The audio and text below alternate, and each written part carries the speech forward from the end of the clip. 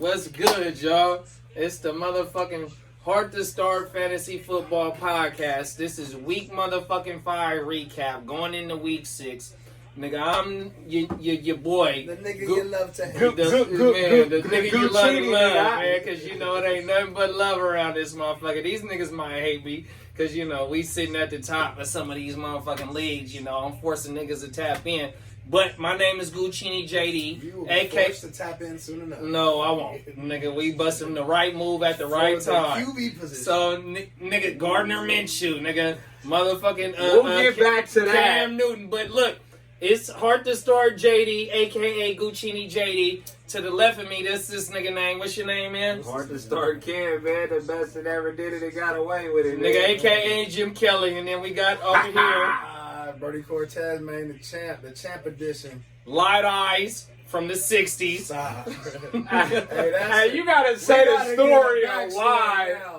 The backstory is, in LA, everybody looked like somebody. Right. And somebody came up to him like, bruh, ain't you Light Eyes from the 60s? No, baby. She literally was like, it was a chick, too. She banged on me. She was like, you baby Light Eyes from the 60s? I said, I did like Pops from Friday. No. But ever since the nigga told me that story, that shit stinks. So that's that nigga alias fucking with me, bruh.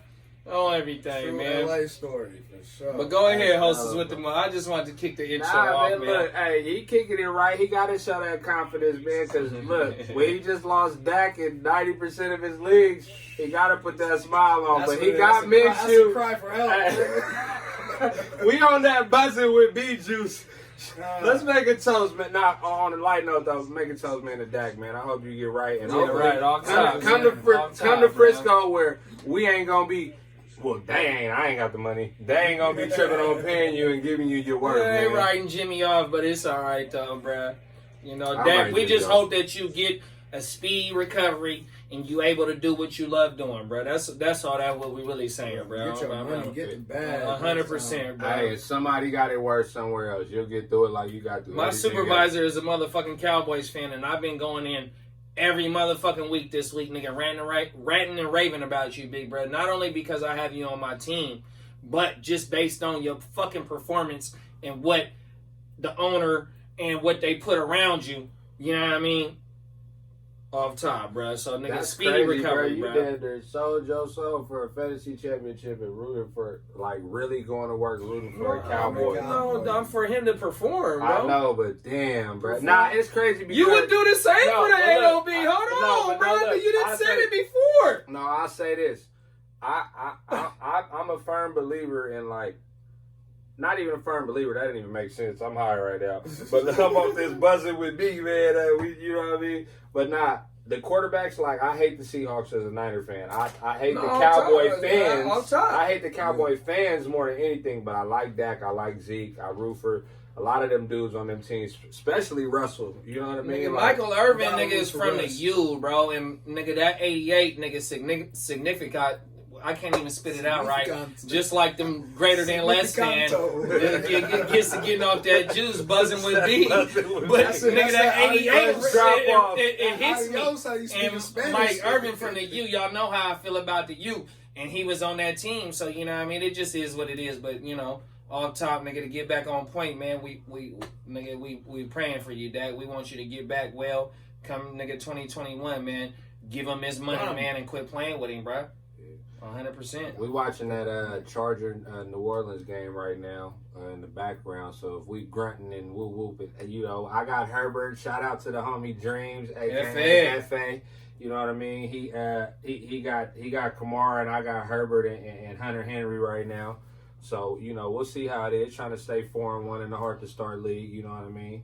How y'all doing in the Heart2Start league? I mean, that's the league, man. How y'all doing in that? Man, I'm 0-5, man. Shout out to Count Up Kurt. I didn't need to do that, Nah, man, I don't give a fuck. I'm taking lumps, you know. What's your record, Kurt? That's a lighter note. The 14 team? Chris, probably. Oh, yeah, I'm 3-1 in that league. I'm That's about to what's go to 4 I just beat Chris. Yeah. Last night. Yeah, nah, I'm taking lumps for the team. I'm rolling in all the leagues except fucking AOB right now. Hey, Brody Cortez over there quiet, y'all. We didn't introduce him because Cause he over there watching baseball right now. I am watching the baseball. He into the baseball right now. He's a baseball coach and the whole shit, man. Trade, so this nigga, because the nigga need an ashtray too, bro. Come on, Jack. Yeah, man, party foul, man. But look, man, we gonna get into this week 5 recap. Throw y'all some wire pickups, cause man, this is that point in the season, man, where. Man, hey. Should have been this point in the season for about 2 weeks for me. Nah, yeah, for some and most that's fighting an upward battle or something, you know what I mean? Trying to get over to 500, wherever you at in your league. But just know, it ain't over till it's over. Get in the playoffs is what matters. It don't matter if you 1 seed, 2 through 6, however your format.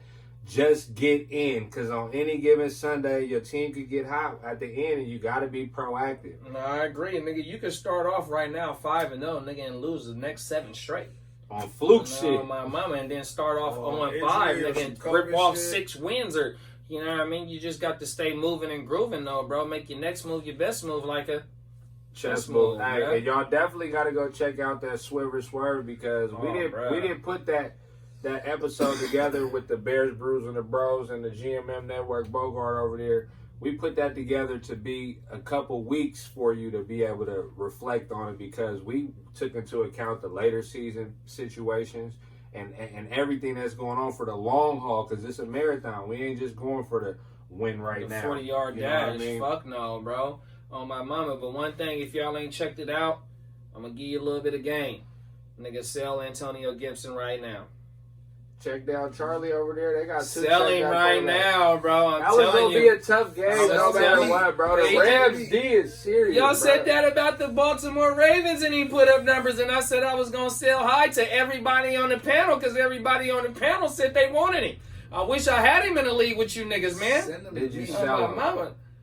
And I got him in Piggy's league. I don't tap in with them dudes like that. Okay, well, say that. I was trying to send offer. I got Jonathan Taylor in that league. Him and Gibson is my 1 and 2 right now, because I lost Nick Chubb. But yeah, though. Hey, well, look, I was sending trades with Brian. You gotta stay proactive is the moral of the story. For real. But no, nobody want to Gibson. With Gibson though, he looked good. Like, this is a buy low situation for him, if you ask me. Have you ever seen the movie Clueless? And they said that she looks like a Mona Lisa, but is a something. Y'all might be too young for that movie. What you talking about? No, I'm just saying about Reese team, about MJD team, and his shit looked good from far away, but up close. And this nigga sent the pick on Juice to give from Juice. Hey, I made that motherfucker. Oh, with little baby, the light-skinned baby with the gold teeth. That nigga Kurt told him, he said, bro, your team like a ugly thick person. Ugly person when you from behind, but when you walk up, they whooped. I did the Juice meme where he walked into the record store and she was like, hey, with them gold fronts. And the nigga played it off, though, bro. Hey, that shit was hella funny. But look, let's get into it. We talked about Dak. I mean, we could just say off top, man. I mean, it's a fucked up situation, and I'm going from a fantasy perspective and overall. Dallas is probably going to end up being better without Dak. And I'm not saying because of Dak's talent. I'm saying because they're going to do what they were supposed to be doing, which is run with Zeke and let the play action and the passing come to you instead of just putting it on Dak's shoulders, trying to make him prove to you that he's worth the money that you asking for. That's why I don't like with the Cowboys and how they did that. I said last week that Dak wouldn't last for him because I felt like they was going to eventually start running. Well, that's part of the offensive line play too, though. You ain't got no Ty Smith. You know, you got I don't know who else is injured on that line, but I know Ty Smith is done for the year with that neck and whatnot. So that's part of the reason why they had to go ahead and slang that bitch 40 times a game and whatnot. You know what I mean? But hopefully they can come get a little bit of more continuity on that motherfucking offensive line to where they don't have to have Andy Dalton throwing 30 times. But Andy Dalton's is more than a capable quarterback with that type of talent that they have on that in that skill position. In the skill positions that they do have, he's able to do what he can do. And what he can do is lead a team to the playoffs. He's led the Bengals to not no playoff victories, but to the playoffs with AJ Green, with what's your boy name that play with it though. No, Marvin Jones with the motherfucking Not Sanu. Was Sanu over there? Yep, Sanu. Sanu was over there. So they had AJ Green. Damn, I lost a blank right now. But they had them 3 wide receivers over there on top of what else they had over there.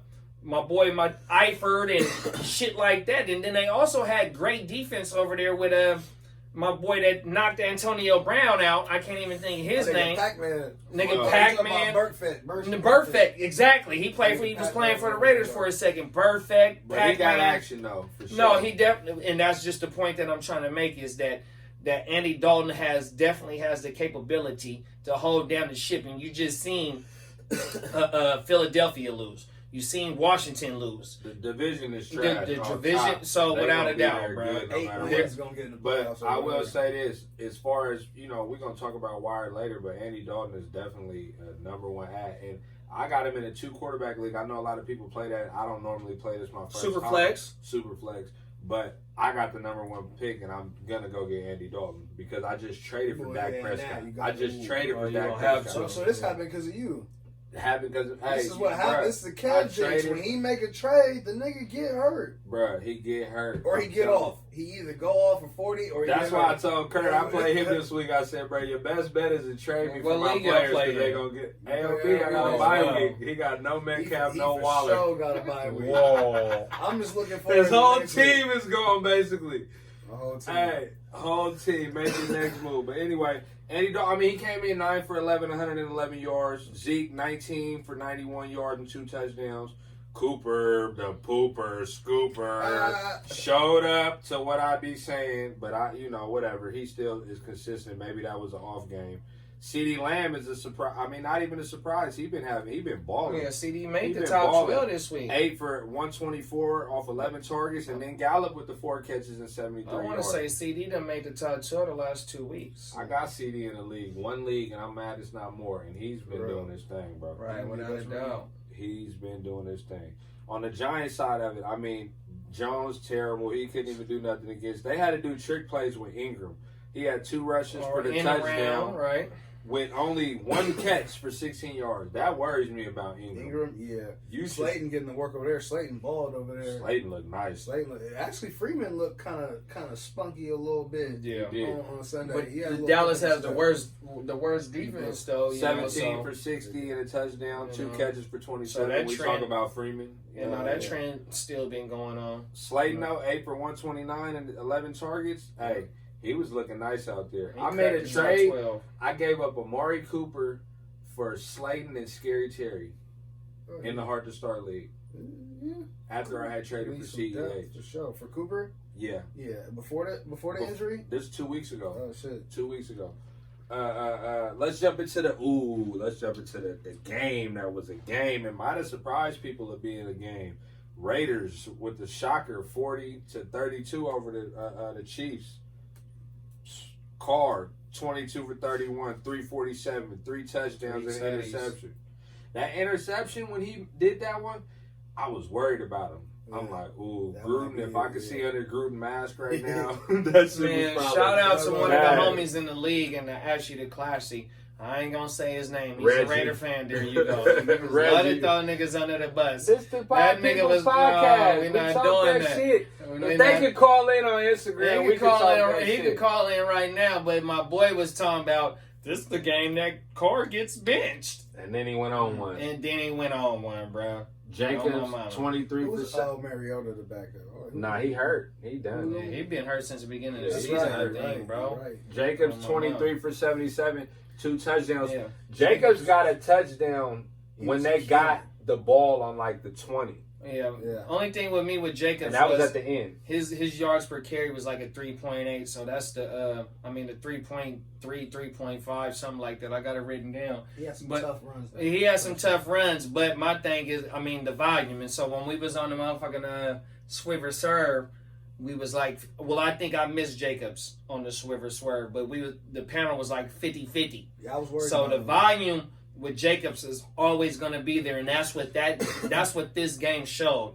That if you stick with him, just like Joe Mixon, which it wasn't there, but when we get to Cincinnati versus the Baltimore game, I'm going to make my case for why you should stick with Joe Mixon. But this game showed why you should stick with Josh Jacobs, bro. I'm gonna say this, bro. On the Swiver Swerve episode with the Bears, Brews, and Bros, and Bogey, I said that Jacobs is the play calling that worries me. Yeah. So when you say his yards per carry, that's because they knew they were going to run when he was in there. And Booker was a top 15 rusher this week too, though. He had a long run. That long run made him a top 15 rusher, but that was part of the game plan, though, because they was feeding them niggas, though. Yeah, but see, Jacobs, you hold on because running backs right now is slim pickings. Like it's ugly right now. So and it get uglier by the week. So you kind of got to keep them. Don't panic. Like I said, I traded Jacobs for Dak. I was in the SBI or in the Run Boys? Yeah, no, look, I gave up Burrow and Jacobs because I was deep at running back. I got like 4 running backs. And I was playing with Burrow and Big Ben in the super flex. I'm like, let me get Dak, Big Ben. Oh, I'm good. I still won. I got like 4 running backs. I forget who they are, but I got them. They've been balling, and I'm going to keep it pushing, you know what I mean? And I'm going to get Dalton with the number 1 pick and let him play right there. But I'll say this, though. The part that scares me on the Raiders is Ruggs. Ruggs only had 2 catches for 118 yards. 3 catches. 2 catches for 118 yards, a touchdown off of 3 targets. Just check it for me, please. Yeah, check it for me. But he had 2 catches. It might have been 2 catches, 3 targets. It couldn't have been 2 catches. No, it was 2 for 118 and a tut. My fault. I'm worried about that. You know what I mean? One was for 70 They got a plus. bye week. He can get healthy. If you got him, if you can move him off this game, do it. But if you hold on to him, don't be, hold on to him because they got a bye week. He can heal up a little bit, and you can see what he do after that. My point. I don't know if it worries me as much because it's going to be some games that be like, fuck it, we got to take Waller out the game. And Carr actually kind of going downfield. He going downfield to Aguilar, and he going downfield to Buddy to Ruggs. Flicking that motherfucker. That was what I was gonna say. They brought him in to do this type of shit. Yeah. He's the baby Tyreek of that offense. They want him to just get that 1 play for 70, and then take the top off to where, especially when that run game is clicking the way that it was clicking this week. And the cold thing is, I just traded for Ruggs 3 weeks ago. And I fucked around and dropped him in the main league. But the cold thing is, I picked him up in another motherfucking league that he was on the wire on. Man, I picked him up on Sunday, bro. He just sitting there. It was either Saturday or Sunday. I'm like, damn, let me see. And Ruggs was out there, bro. Even though I didn't start him, but I was able to pick him up before the Sunday game, bro, on my mama, and look at him. So if you can sell high, sell high. If you think that the running game is going to continue to transpire the way it did on this Sunday, you keep him because you're going to be able to fire him up as a flex play if that run game continues to establish what they did on Sunday, bro, against the Chiefs, the champs. Don't forget it was his first game back. His first game back since week 1. Yeah. Week 2 was like a half a game. He was real limpy one, so he sat out for the last 2. On my mama. Yeah. I know with Waller, 5 catches for 48 and the TD. He's safe unless he plays the Patriots, and they already played him. You know what I mean? Like, that's the one team that can take him away. On the flip side of it, Mahomes, 22 for 43, 340 yards, 2 touchdowns, and an interception. Tyreek Hill had 1 call back. One call back. Like on that first drive, it was a 70-yarder, and they called that motherfucking back. 3 for 78, a TD callback on Holden. That's what it was. Right. CEH, 10 for 40, 3 catches for 40 yards.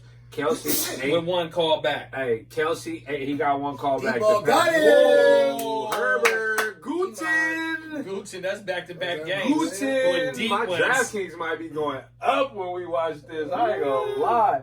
Hey, but Hardman, look, we gonna talk about cuffing season, and JD gonna lead that one off later tonight, right? Right now, Hardman is a guy to get. Sammy might be out for about 2 weeks. Sammy out for about 2 weeks minimum. Hardman can be the guy that could, late season, he might turn into a Tyreek Hill. Hopefully nothing happened to Tyreek Hill, but if something can, you know what I mean? That's the offense you definitely want to have that piece in. But, Kelsey, 8 for 108. You know what Kelsey going to do. That's why you drafted him, and you definitely getting – because right now it's easy. Mike Williams. Herbert looking nice out here, man. Prime time, man. They're throwing the ball inside the prime time. Let's talk about another prime time game. Minnesota 26 and Seattle at 27. Whew, that was a game. That was a game. That's what we thought. All them games was like that. I think I called it last week. All them Minnesota Seattle games be close like that.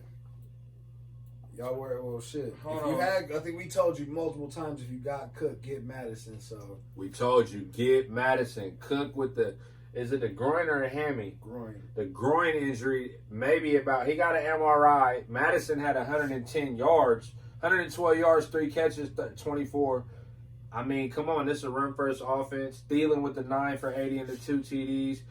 Man, you got to have Madison. If you don't got him, he's the number 1 pick, but he shouldn't be on any wire if you're in a league that knows what they're doing. So my thing was on the Swift to Swerve episode that for the wide receivers finna be dropping here pretty soon. I had to tap out early, but on the Thielen thing, right? So I'm gonna tell y'all something like this: the boy got a 98.6% snap share. His slot snaps is 28th, which is 73rd in the league. Hold on, I'm gonna give you some more. His air yards before going into this Sunday's game was 517, which was 2nd in the league. His air yard share was 48.7, which was 1st in the league. And his motherfucking average target distance, nigga, was 16.7, which was 9th in the league. I had to tap out so I couldn't give my point on Thielen. But with them numbers said, in his performance for the last 2 games, nigga, you better Swift for him right now, bro. I ain't got the Swift for him because I got him in 2 leagues, bro. On my mama. And boy, oh boy. He gonna get you money. He's going to get you money right now, bro. This might be the year, JD. This might be that year. Deep targets, 11 in the league. 11 total, 2.75 per game, which is 3rd in the league. 4 red zone receptions, which is 14th in the league. And if instead of running the ball on that 4th down and 1, and they had him split out left to the wide by himself, or on whatever corner was out there, they should have threw it to him instead of running the ball.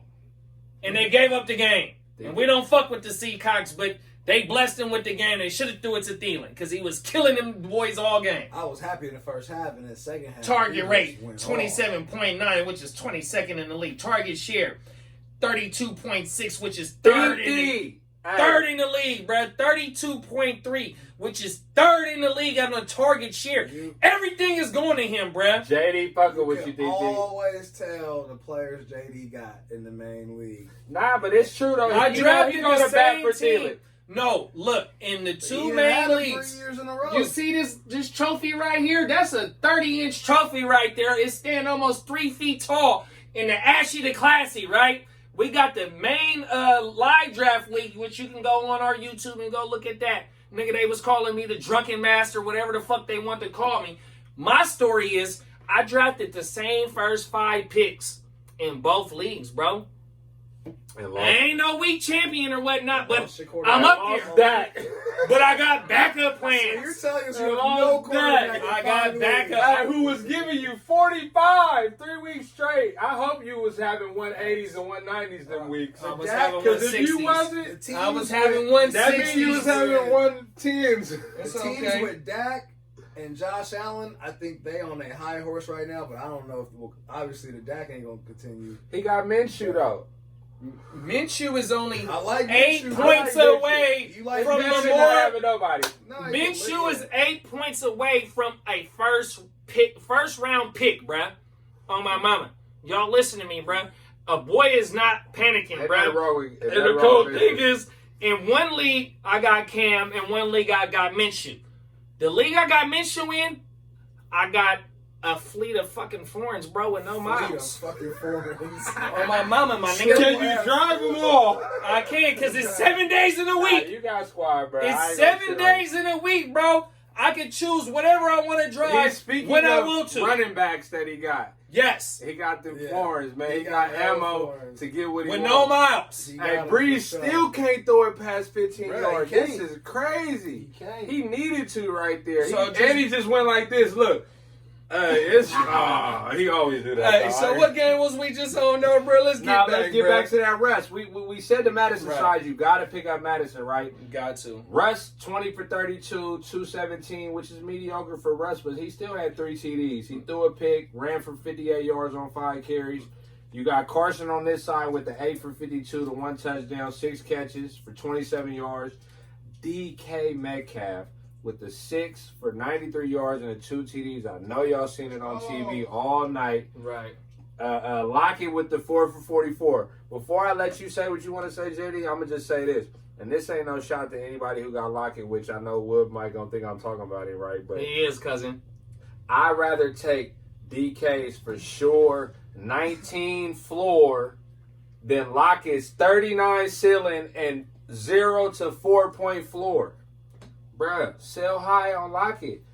He might win you a league. I'm not going to just shit on it. I don't have the almanac. You know what I mean? Right. But if I want to get value the next game he busts, trade him for something nasty that's going to make your team a lot better. And cool thing is, you brought up Wood. I tried to get Wood the house for Lockett on everything. But my thing is though, I tried to have Lockett and DK on my team. But the way that Minnesota was running the ball for the first half, that boy Dalvin Cook had like 15 rushes in the first. They held the ball for like 12 minutes in the first half. 10 minutes. And you know why? So they took Seattle out their whole fucking game plan, bruh. And then they was playing great defense. You had my boy from Jacksonville. I can't even think of his name. He was disrupting Russ and them, bruh. Man, I'm telling you, the corners. Mike Hughes was having a great game in the first half. You know what I mean? But so you know why, too, though? They was backing them safeties all the way up, and they was forcing them to go over the middle and under. That's a great game plan. That's what they did at the wrong time. Oh, they had them safeties back. Y'all not beating us out here. But the cold thing is, if they would have just kicked the fucking field goal and went up 8 instead of giving the ball back down by 5, but 4th and 13...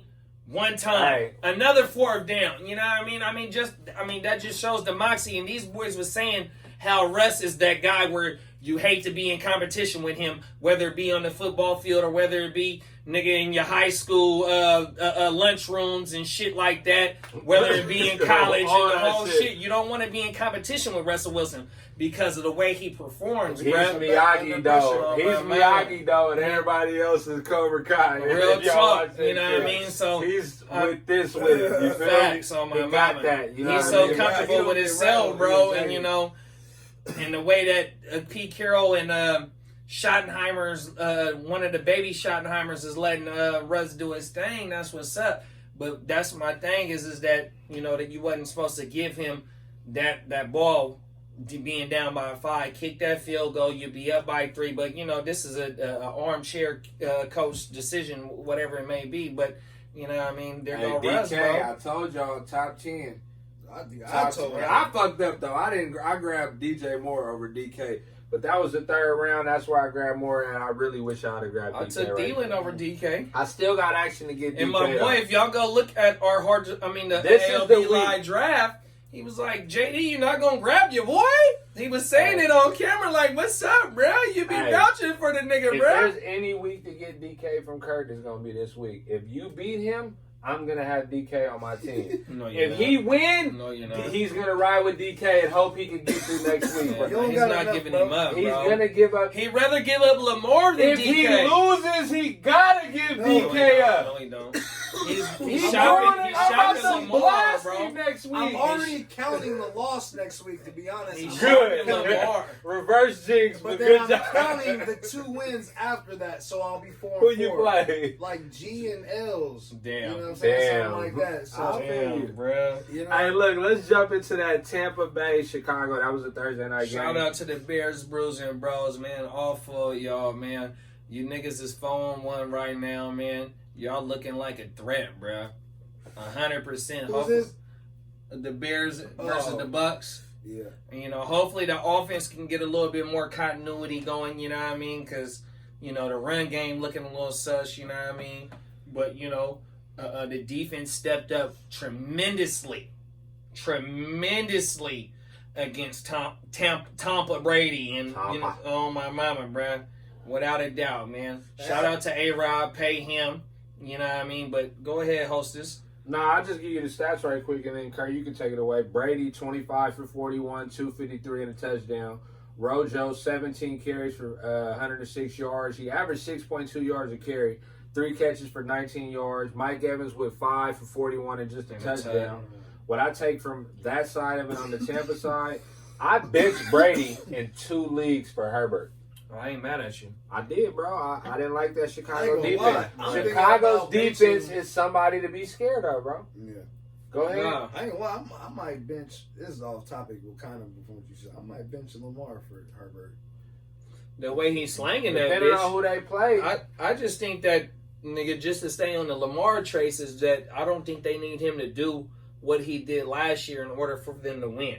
But going back to Herbert, look at what he just did the first TD of the game, bro. The way that he rolled out to the right and jumped through that motherfucker, bro. Jumped past that motherfucker, nigga. That was nasty. And then to come back to the Bears versus the Bucks, Brady is not, even though he came off a 5 TD game before going into this Thursday night game, the way that he got his melon run and he thought it was 5th down, which it ain't 5 downs in the league, my nigga. And you got to understand, shout out to my dog, Machi, nigga, my nigga Joseph. You know, I love you to death, bro. You my motherfucking brother. That nigga knows that I'm Brady over Manning, nigga. And we come up in this same era together, bro. Nigga, Brady is my God. And the way that he got his motherfucking bell rung, like I said, nigga, it's not 5 downs, but he thought he had one more down, bro. On my mama, that's not boo, bro. And he can insert the boo equals cool, you know, just on some politic type shit. But, you know what I mean? It is what it is. But I felt sorry for my dog, man, to where he thought he had one more down, and that's not bull, bro. Hey, Brady will be all right, bro. I hope so. Is real. What you say? I fuck with Brady though because the nigga sent the meme to Bron saying he had 4 rings. Like, nigga, you gotta be coming. No, did you see what Claypool did? Yeah. Claypool put his head on the Brady's thing and said 4 because he had 4 TDs. But that's what Brady did. Brady put Bron's face on him with the 4 rings. The 4 and put Brady made fun of. But you had a rookie though, bro, that just performed, and you had. Hey, I'm gonna say this: a lot of leagues, somebody probably has Brady and another quarterback. If they got a need, without a doubt. If they got a need, and you lost somebody like a Dak, or you just not comfortable with Matt Ryan or something, this might be a buy low to get Brady. Because when he gets Godwin back,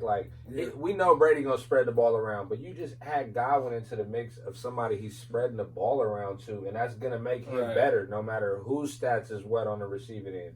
You know what I mean? And the cool thing is, if the Saints lose this game, they still at number 1, and they Atlanta. I mean, not Atlanta. Carolina is balling. Watch out for them. Carolina like 3-2 or something like that. So yeah, Carolina balling too though. But my favorite is still the motherfucking Bucks. You know, just based on I call my Super Bowl right now. It's Seattle and the Chiefs. No, bro. I'm just saying as the division winner in the NFC South. I would take the Panthers. I was on Boger. I was on the Playmakers podcast a few days ago. Shout out to the GMM, man. That was a good episode too. It was. I called the Panthers' offense being the best in that division because they're the most complete right now, even without CMC. Mike Davis is killing, bro. We can jump into that. We'll read you the stats in Chicago right quick.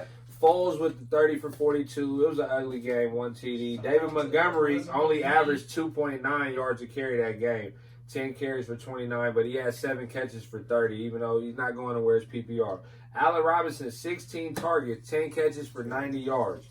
You know what I mean? Jimmy Graham. JD been hollering about Jimmy Graham for a minute. We laughed at him on that one episode. Like 2 weeks ago. We was like, bro, we ain't finished it. And he's had back-to-back 14-point games. Did he? Oh, okay. Yeah, I grabbed him in a league where I'm kind of thin at tight end, and he was one of the guys I grabbed on JD's advice. I will say that. But, you know, with the Bears, the targets, and A-Rob and Montgomery, you got him at a discount probably if you drafted after he got hurt. So you safe with him. You know what I mean? He's like he's a safe floor type person where if you hurting, don't worry. Keep him. You know what I mean? Because you're not going to get the value for him. But A-Rob, you might touch to somebody and say, third round? Oh, A-Rob? 4th.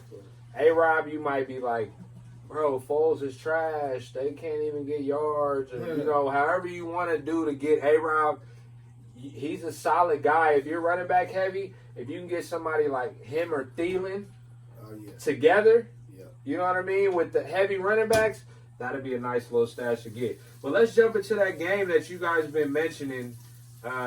Was it the Pittsburgh and Philly? That's what we were just talking about. Let's just jump into Pittsburgh and Philly. Philly at Pittsburgh. Philly lost 29-38 to Pittsburgh. Wentz, 20 for 35, 258 yards, 2 TDs, 2 interceptions. Miles Sanders, everybody thought he couldn't really do nothing versus Pittsburgh. He went for 80 yards, 2 touchdowns. The Kurt Jinx. The whole offense. The Kurt Jinx. The Kurt Jinx. He texted that early. Hey, what'd you say? After the first TD. I just tried to get you the start of it. It would have fucked me up. Because I didn't want Thielen in the game. But I mean, it would have been the same, really. Fulgham. We'll talk about Fulgham killed the Niners, bro. It's a new fucking receiver for the Eagles. Every week. Double up. Hey, Fulgham, 10 catches for 152 and a touchdown, 13 targets. Gray Ward scored off 4 catches, 26 yards. On the Big Ben side, 27 for 34, 239, 3 TDs. Connor came with he was worrying me at first, but he got the 14 with the 41 and a touchdown. You know what I mean? 3 catches. Claypool, the biggest story of the night, right? Of this game. 3 rushes for 6 yards and a touchdown. 7 catches for 110 yards and 3 TDs. You know what? Let me just double back on something. So I think it was week 1 where Deontay got hurt against the Giants, Deontay Johnson. So if we go to either our week 2 episode or our week 3 episode, to the left was like, bruh, you need to just roster Claypool, bruh. Just if you can hold him, just hold him, bruh. And here it is where he paid dividends. You know, you might have been a Julio owner. You might have been a Mike Thomas owner to where you was forced to throw somebody in like a Claypool, and he got you them 44 points. We drop gems on this shit. If you really sit down and pay attention and watch or just even listen, you know, can you hear me now, Mac Dre? You know, you don't know about Trill TV. Go learn about it. But he's in my ear telling me, woo, that's what we be. We be in y'all ear telling y'all this shit. So go ahead, bruh. Claypool, I mean, Big Ben's at the point of his career where he's not trying to keep his job. He's not just going to hit the man that's open. Yes, sir. Let's charge with the pick. Big Ben is going to take chances and throw it up to that tall receiver. Not even the tall receiver, just the receiver. He was on top of him. We watching the Charger game, y'all. The Chargers has got that pick. Who is that? Hayward. Adderley. That's he's second-year player. Drew Brees, they know he can't throw it deep. He can't throw it deep. Hold on, we watching the interception. Drew Brees goes back. Oh boy, Adderley. He tries to throw it over. Look, he can't look. They all guarding him in the middle of the field. They know he can't go deep, bro. I've been talking about don't bank on Drew Brees. Man, you just was like, why you let Brees but BJ is gonna get him. Hey, but look, that was because from a competitive advantage. He dropped Drew Brees weeks ago. Minshew. I dropped him after the first week he to dropped go get him a while ago. But there's a team that looked strong that was playing Wentz. And the only thing I can think of is, damn, I'd rather him play Wentz than Brees, no matter how I feel about Brees. But seeing shit like this, though. Did you see how they was guarding him? Let's get back to the Pittsburgh game, though. Go ahead. Claypool, I mean, he's just somebody. He's going to be number 1 on the target this week. I'm not saying play him every week. Play him every week, bro. The way that they was done it out a few weeks. He got this is he's out, look, bro. But look, they was go ahead, Jay. I was just saying they was fucking with him. They was. I'm watching in it because I took today off, man. I was on some weird shit today, man. I needed a day to myself from my 9 to 5, so I got to watch nigga from a Good Morning Football all the way to NFL Today, whatever it is, with my boy Siciliano. Shout out to the big ears. You know, my brother got a big ears. You know, my brother. You know what I mean? Shout out to my nigga Skipper. I love you to death. Boy, you already know, nigga, what it is. But he got ears like you. On my mama. Siciliano, nigga, was the way that they was chopping it up and breaking down the film with Baldinger was like, nigga, they was using Claypool as the number 1 receiver over there, bruh.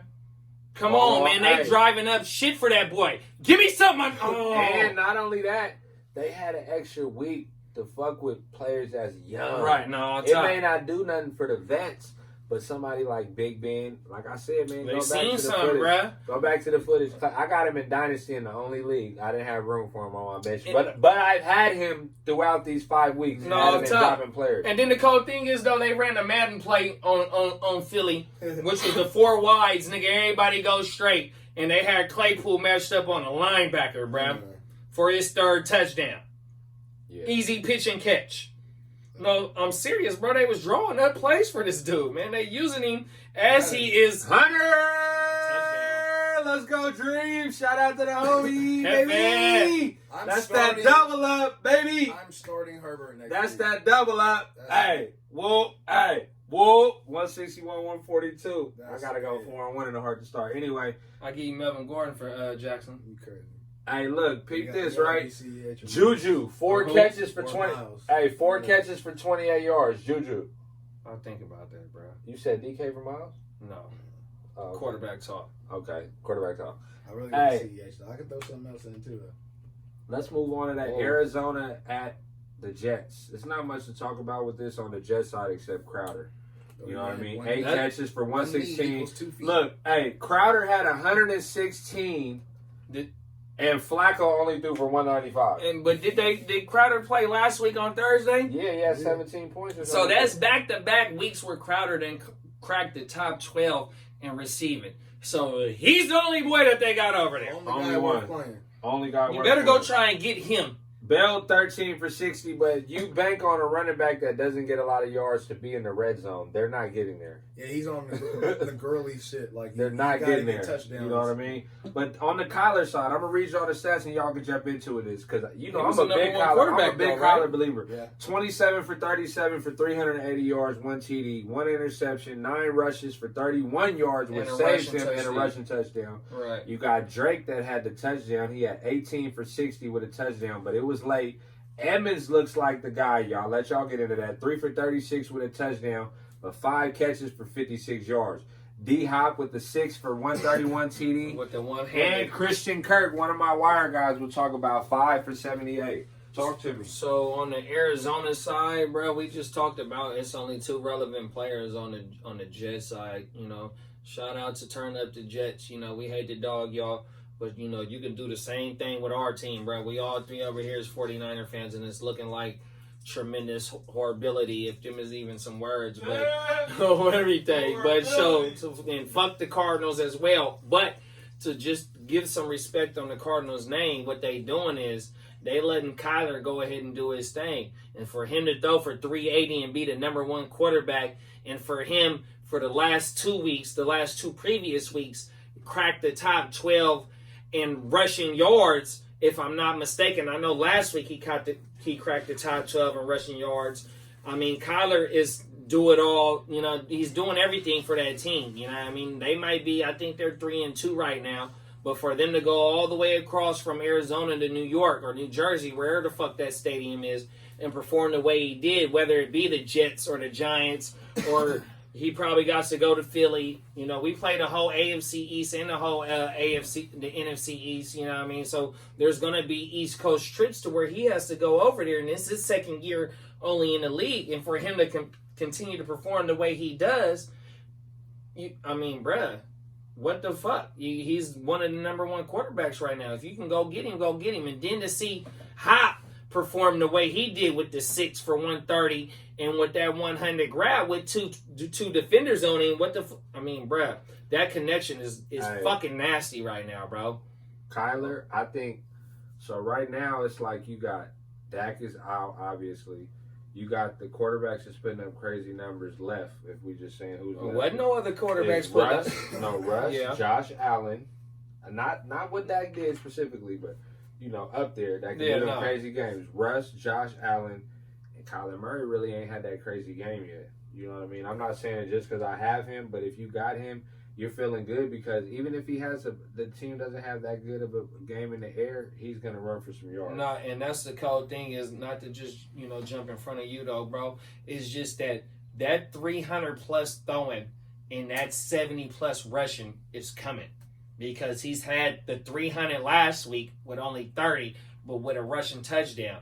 Bro, that 300-plus in the air with that 70 is coming. We seen Lamar do that several times last year, bruh. Kyler is coming to where you're going to get a 40 to 50 out of him, bruh. And it might be for 2 to 3 weeks, though, bro. think it's probably coming next week against Dallas. Against you. Against you. Yeah. I think I might start Edmonds Heart2Start. It's probably coming. I didn't know they had. I think the reason why also it ain't came and it's not coming right now is because you ain't gonna get that without the turnovers and the sacks. And if your league counts sacks, then them kind of hurt you. He gets sacked and he'll throw a pick. He get out of there. Trade talk right now, y'all. Trade talk. He get out of there. DMs on the trade talk. He definitely get out of there. But I like Kyler though just as much as all those guys because that's the best 1-2 punch in the league right now. Is you could argue DK and Russ, but he not getting the targets like DK is. It's D Hop and Kyler to me for sure.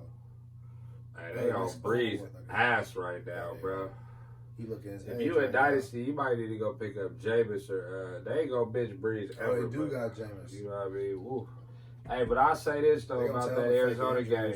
I think Edmonds is the biggest story there because other than Drake's TD that he got, Edmonds looks like the most explosive player out that backfield. And he helps Kyler with his yardage and then moving the chains. You heard it. 5 catches for 56 yards. That's 10 yards. That means he's getting a first down. And obviously he didn't get a first down every time.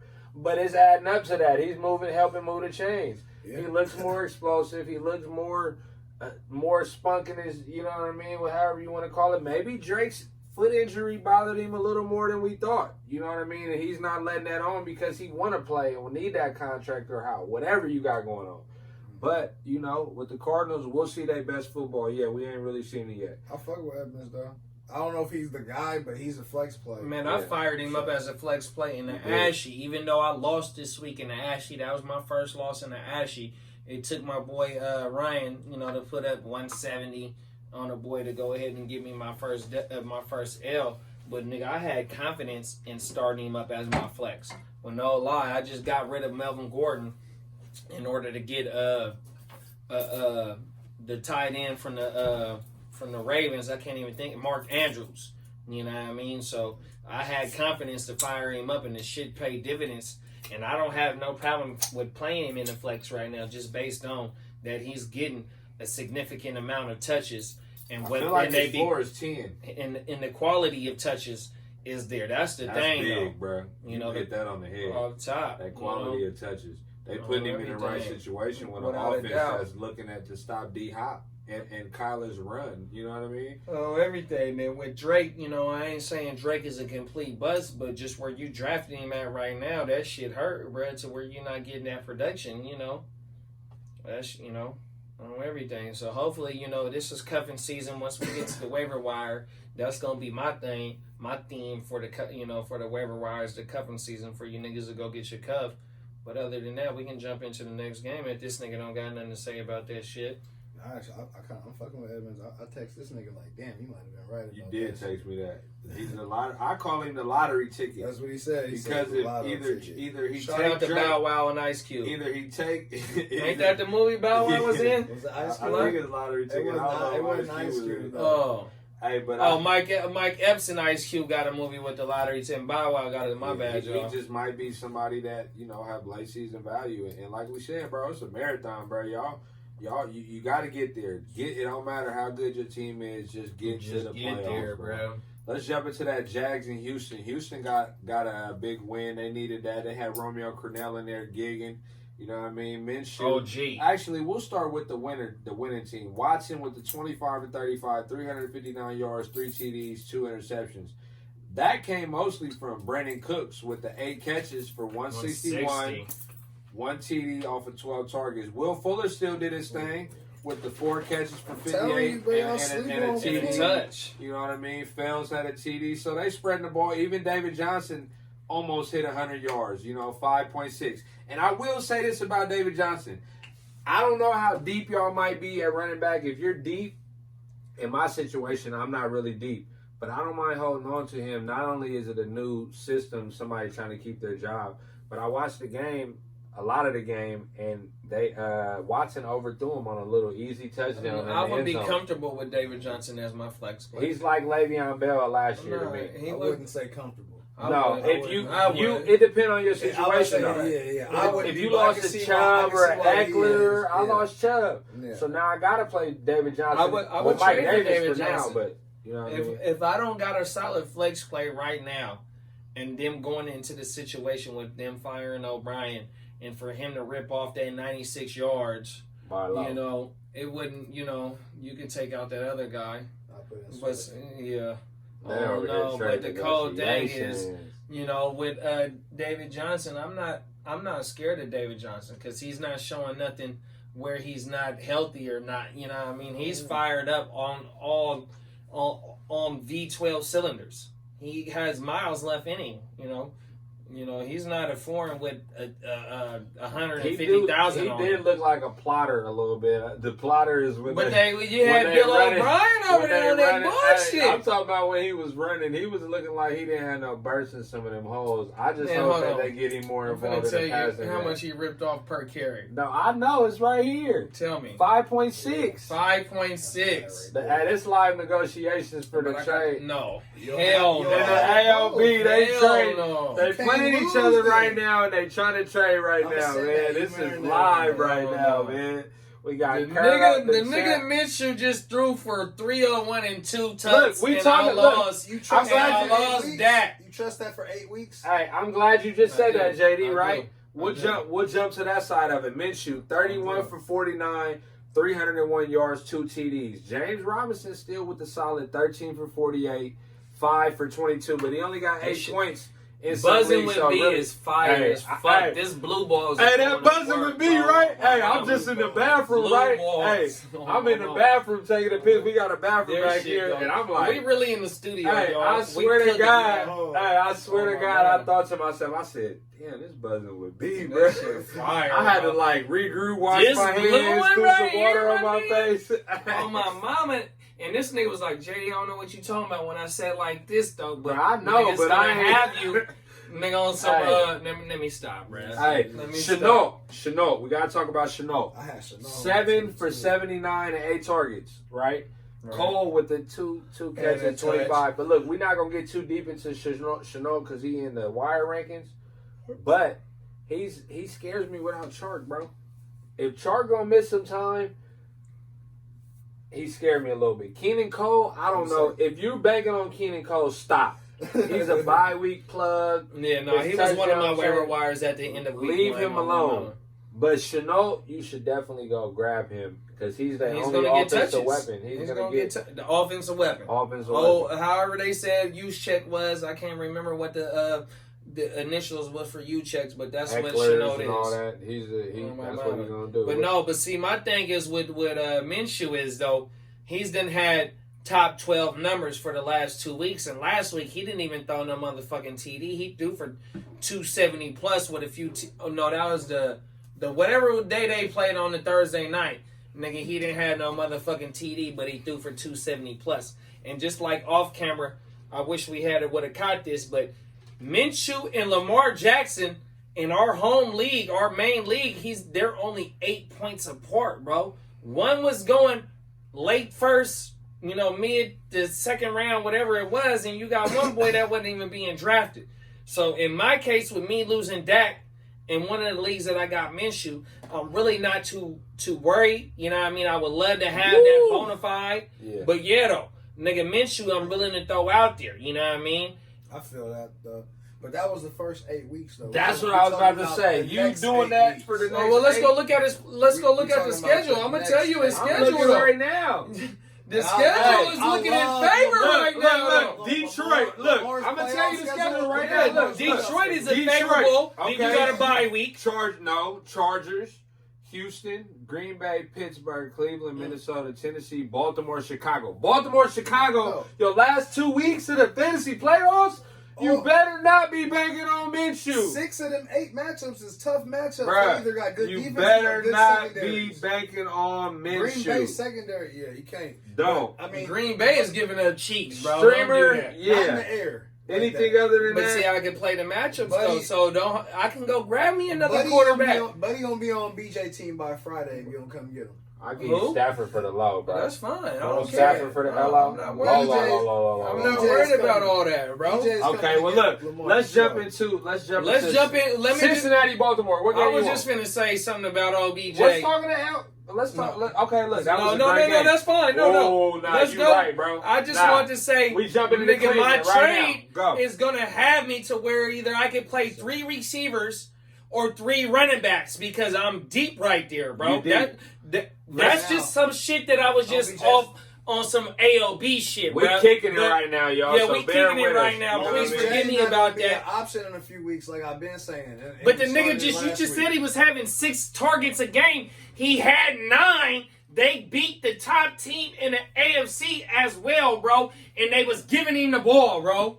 Hey, we are talking about Cleveland. Huh? We're talking 9 and cop 5. Whose fault is that? Hey, and you know why they almost lost? You know why they almost lost? Because they was throwing a lot with Baker. Thank you. Look, we'll jump into that game right now, right? On the Indy side, Rivers 21 for 33, 243 yards, 2 interceptions. Taylor with the 12 for 57 and the TD. He did average 4.8 yards a carry. He had 2 catches. Hines only had 3 catches, so you know the job was safe with Taylor in this situation. The only receiver worth mentioning on this game. Going at it on Saturday morning? T.Y. Hilton, the only one, right? I gotta go back. Let's jump into the Brown side, though. The Brown side. Baker, 21 for 37, 247 yards, 2 TDs, 2 interceptions. Ooh, Sanders. Hunt, 20 for 72. 3 catches for 21 yards. And a receiving TD. Nigga went and snatched that Hunt bitch. Was looking good. He went and wasn't no Dearness in there. He was no Dearness in there. Hunt, no, he got his share, but that was at the end. That nigga had 6 carries. That was at the end when they didn't need Hunt no more. The game was in their hand. He didn't even matter. He's a handcuff at this point for sure. But I'll say this, Hunt was making runs, and I'm like, oh yeah, he's not getting far. Ooh. He was skipping, hopping, jumping. Like, he was getting through here. Hunt better than Chubb to me, and I said that week 1. Like, Chubb just been there. He's more versatile than him. To me, he's more versatile because you can line Hunt up in the slot, and he'll kill your slot corner. He'll kill your fucking linebacker, whatever it may be. Exactly. And then he's led the league in rushing because he's done that in Kansas City. On my mama. Not to cut you off, but go ahead, bro. You said what I was going to say. On everything. Landry, 4 for 88. Landry was killing that game. So I seen Landry. He outdid OBJ. He out-received OBJ. 5 for 58, 4 for 88. But they was putting a whole bunch of attention. I seen where Baker OBJ goes 37 times, though. So OBJ who's he went. Throwing to? Huh? Who's he throwing to? Hooper had 5 catches for 57 yards. Higgins 3 catches for 31 and a touchdown. So he was throwing it to people. He was letting it be known that he don't got to force feed OBJ. But it was one play where I seen OBJ go on a streak and then to an out. I don't know the name of that route. It was but the cold thing is that they had Jarvis come either on a crossing, but the whole thing is to get Jarvis open. And he killed him on that. It just shows that the attention is going to be on OBJ no matter what. And then when you had OBJ grab the ball, whenever you had the one nigga all over his back, it still shows that OBJ is making plays, but he's opening up shit, even though this don't translate into fantasy too much, though. But he's still... We are a fantasy podcast. No, I understand that. No, I understand that. I'm going to say this, right? I just realized something, bro. And this how crazy... Look... This shit is a lifestyle. Heart2Start. We troll each other throughout the week. JD got a meme I'm going to insert into this clip where he put the OBJ on the head on the meme. And he's signifying that I lost OBJ in a year where I needed him to win the shit when I lost to the champ right here, Kurt. It's coming back to bite JD in the ass that he's banking on OBJ. Really? Woo! I just said that. Trouble on 33rd. So look though.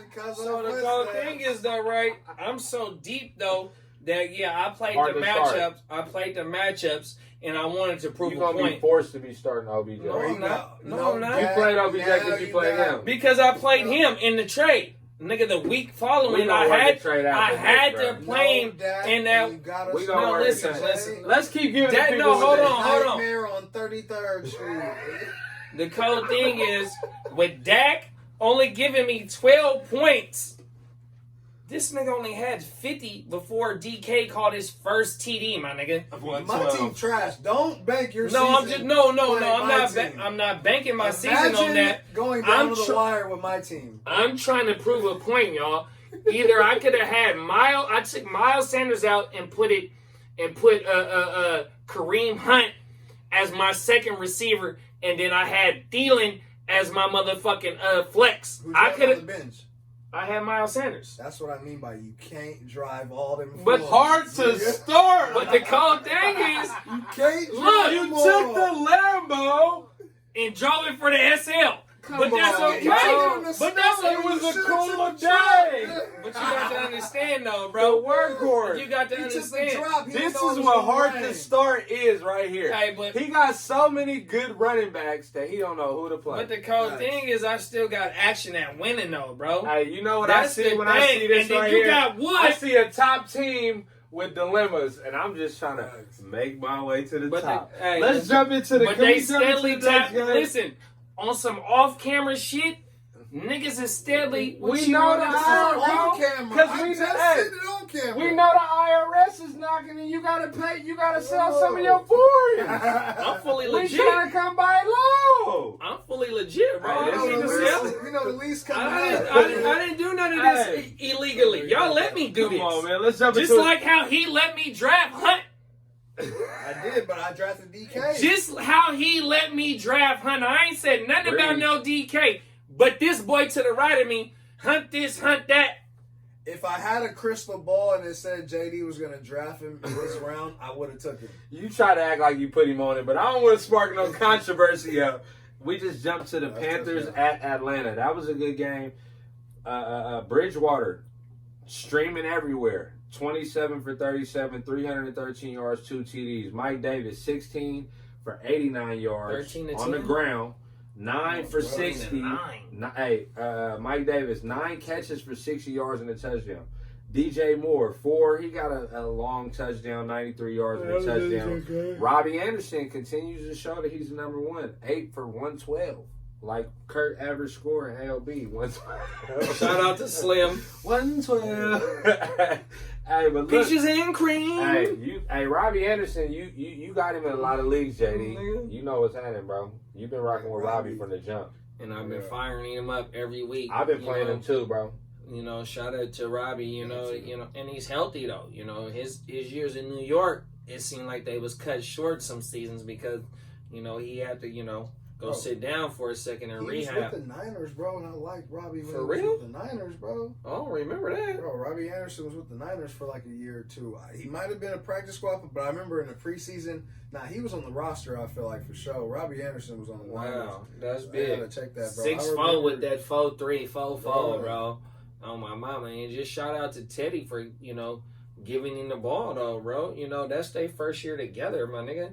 And it's looking like a 3 to 4 year combination with the numbers that they putting up, even though he ain't putting up touchdowns, but 8 for 112, shout out to Slim and the whole bad boy crew, they doing their motherfucking thing over there, bro. And don't let CMC come back to where it's going to be even nastier, and they got action at winning that motherfucking division. And my thing is, though, with Mike Davis, nigga, if you was fortunate enough to get Mike Davis and start him ever since CMC went down, he's giving. Let me just shout out to Reg, my boy, Pick Flair.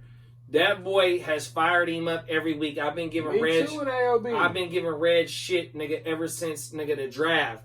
And here it is. He done ripped off 2 wins, and he's fired up Mike Davis, Devontae Freeman, and all them other bum ass picks that he picked, but he been getting his win. So Reg, on camera, I'm fucking with Mike you, bro. Mike Davis, I don't care what nobody says. Somebody made a comment to me in the ALB league, and they said you got problems because Mike Davis not gonna last. I said I'm gonna figure that out as I go. I'm gonna ride this 5, 6, 7 games. I'm gonna ride it. What else am I supposed to do? Yeah. If I can get a trade offer for him from the CMC owner, I can't because Wood got so James Robinson. He don't need him. So that's just how I feel in that league, and that's how I go. But you got to stay proactive. I was wrong. I thought Robbie Anderson was with the Niners. He definitely wasn't. He definitely wasn't. But I will say this: DJ Moore, I would be scared of him. It's definitely the matchups, but at this point, if you can't get value from him, you just kind of got to roll him based on the matchups. But the Panthers are a great offense to have a piece of, it looks like. They look good. They did play the Falcons. I mean, for the first, even against when they lost to the Raiders, though, bro, Teddy threw for almost 300, though, and not to say that the Raiders was a slouch or anything, but nigga, the whole offense has been nice for the first 5 weeks, though. That's the thing. We're not worried about these wins and W's only with the 49ers. The rest of these 31 teams, we don't give a fuck about what y'all do. It's just that we got shares of some of y'all players over here. I agree with you know, on everything. And we just want to see boys put up numbers. Mm-hmm. And that's what Teddy B been doing. That's what Robbie A been doing. You know, that's what Mike Davis been doing since week 2 or whatever week it was that CMC went down. And you buying shares into them. And I hope that, you know, everybody that we discussed besides CMC, you buy low on except for DJ Moore. Hey. You know, DJ Moore, you paid a premium for, but other than that, everybody else has been paying off for you. Hey, Teddy Bridgewater, this is how deep I go with trying to plan ahead. I'm trying to trade Lamar Jackson. I already had Herbert. I picked up Teddy Bridgewater. I started to play him over Jackson versus you and Ashley. I didn't have a heart to start him. I really wanted to, but I didn't. You know, but I'm looking to trade Lamar Jackson in the league. Lamar Jackson. Yeah. So it's just certain quarterbacks, you know, and Bridgewater gives you a little rushing capability, so it'll give you that fluke game where he might not be having the best passing game. But what about out on the Atlanta side? Matt Ryan, 21 for 37, 226 yards of interception. Gurley, 14 for 120 yards, 1 TD, 4 catches for 29. It's a new regime coming in. Ridley, 8 for 136. Go ahead with Gurley, though. So as long as he keeps scoring touchdowns, he's gonna be that's solid 3 TDs in the last 2 weeks. Yeah, he's gonna be good for you. I'm worried about Matt Ryan though. I'd find a backup plan. I got Jackson for you. Ace, in the other league, I got Herbert in that league though, don't I? I thought I had a backup plan. I got Herbert. You got, I do need to get a quarterback. Go ahead, though. I'll send you a trade. No. I definitely. Matt Ryan is worrisome. You didn't send me Herbert, if anybody. Hey, Matt Ryan is worrisome right now. Nah, I'm for sure worried about him. But he might do some random shit, like just get you a bunch of garbage points. That's what he needs. Julio. No, he need Julio. That's 1,400 yards. He ain't getting. With them firing their coach, that boy Julio might be on the block. And so if you are anything in Atlanta with any type of shares, you might want to sell high right now, bro. They're a dumpster fire right now. 0-5, bro, and they're promoting. I can't even think of the offensive coordinator right now. He was the Cutter out of there. Dirk Cutter. He was the head coach in Tampa. I don't know, bro. Oh, he's the head coach now. He might be the interim. Oh. No. Raheem is the interim. Excuse me. Raheem is the interim. Raheem Morris is the interim. Yeah. But I don't want no shares of none of them dudes right now, bro. Just based on. Yeah, it's bad if Julio's not playing. All their receivers is little guys. So it's all bad. There might be players on the block. Here it is. We in week 5. The trade deadline is week 8. It's gonna be some big names moving. It might be 1 or 2 big names moved over there, bro. On everything. So hey, I got a game for you. Rams 30 at Washington 10. We seen Alex Smith with the comeback. It's not really much to say about Alex Smith. They fed him to the Wolves, but on the Rams side, Goff 21 for 30, 309 yards, 2 TDs.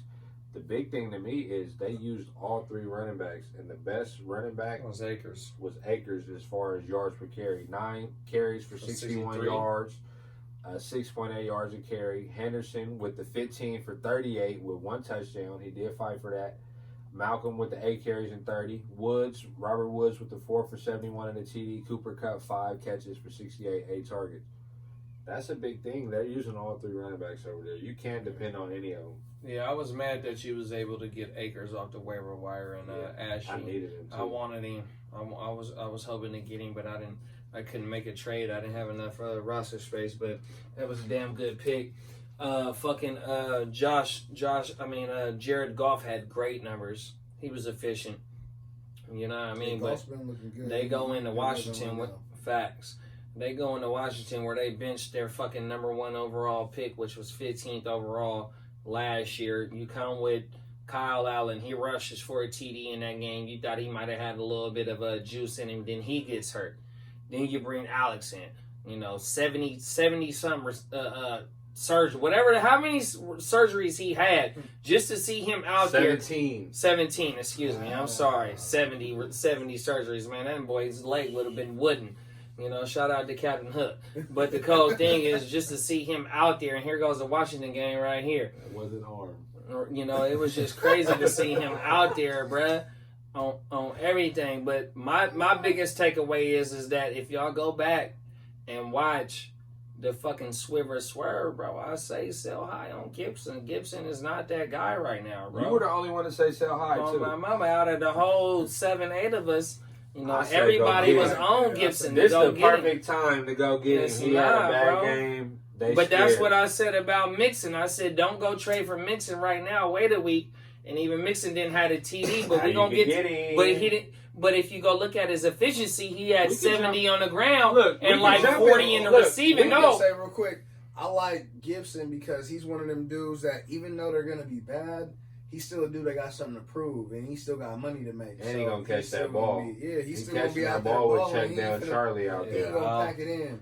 Oh no, bro! It ain't nobody that I want to go get. It depends on what you're looking for. If you talking about playing him in the flex, or you talking about a team that needs a running back and you got to play. But going off of that Baltimore game, you trying to go into this week before this week was over, you was gonna have to pay a premium. So now going into right now into week 6, you might be able to get him for low. It just where we had did the motherfucking show. Him coming off that game against Baltimore where nobody think he was gonna do nothing, and he outproduce his productions, nigga, you was gonna have to pay something. You know what I mean? That's what I'm saying. 11 for 27. He only had 5. He had 5 catches for 24 yards. But J.D. McKissick, I picked him up before the game because just to check down. Shout out to Wags. He needed that nigga too. Just to check down opportunities. Get a little rapport going. Yeah, that's his dude. Even though Haskins was young and he might have been fucking up, at least he was getting Terry the ball. Right. And so we don't know what Alex Smith gonna do. We don't know what Kyle Allen gonna do. Kyle Allen been working with a whole nother cast, so maybe he gonna pick somebody else from there or something like that, or who knows. So I don't know. I love Terry. Don't get me wrong. I just now he fucked up. Now it's like a flex play instead of like an RB2 where he was confident. Right. With Gibson or what's it there? With Terry. RB1. I mean a wide receiver 1.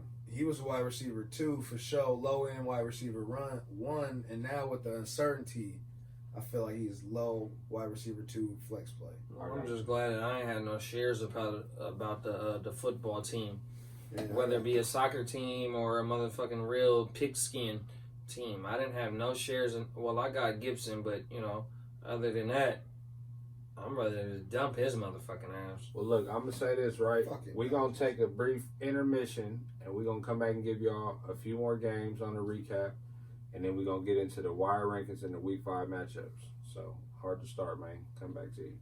Sure.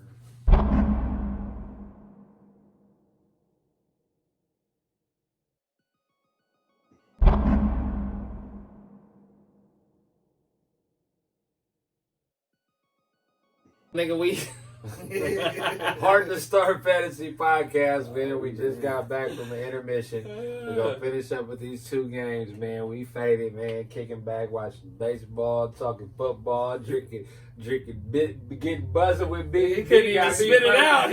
He got me buzzing right there. I ain't gonna lie. My eyes is low, man. It ain't for the lights. I got one shout out. So you see, I got that sack high, that purple and black and white. This is my daughter right here. Nigga, she's a varsity player for the Sac High Dragons. You know what I mean? Used to be. Shout out to the Aztecs now. Shout out to the Aztecs. That's where she is right now, bro. I had to throw this here. San Diego State. I had the San Diego State jersey on our first episode in this motherfucker right here. With my cousin and my daddy and my cousin over there and my other cousin over there looking over us. San Diego over here. My mama, nigga. Shout out to San Diego State. I just wanted to throw this on for my baby girl one time to let her know. License plate shit. Yeah, like on San my Diego mama. Dad or some shit. Something like that on my mama. So I just had to throw this out there for my baby girl one time. Shout out to her and her teammates, man. They did what the fuck they did when they was doing what they was doing, man. So There it is, there, man. I love you, Maya. You went to Psych High? Yeah, I'm class of '99, man. You real P, nigga. Nigga, I'm class of '99, nigga. My daughter is class of '19. Nigga, 20 years exactly apart.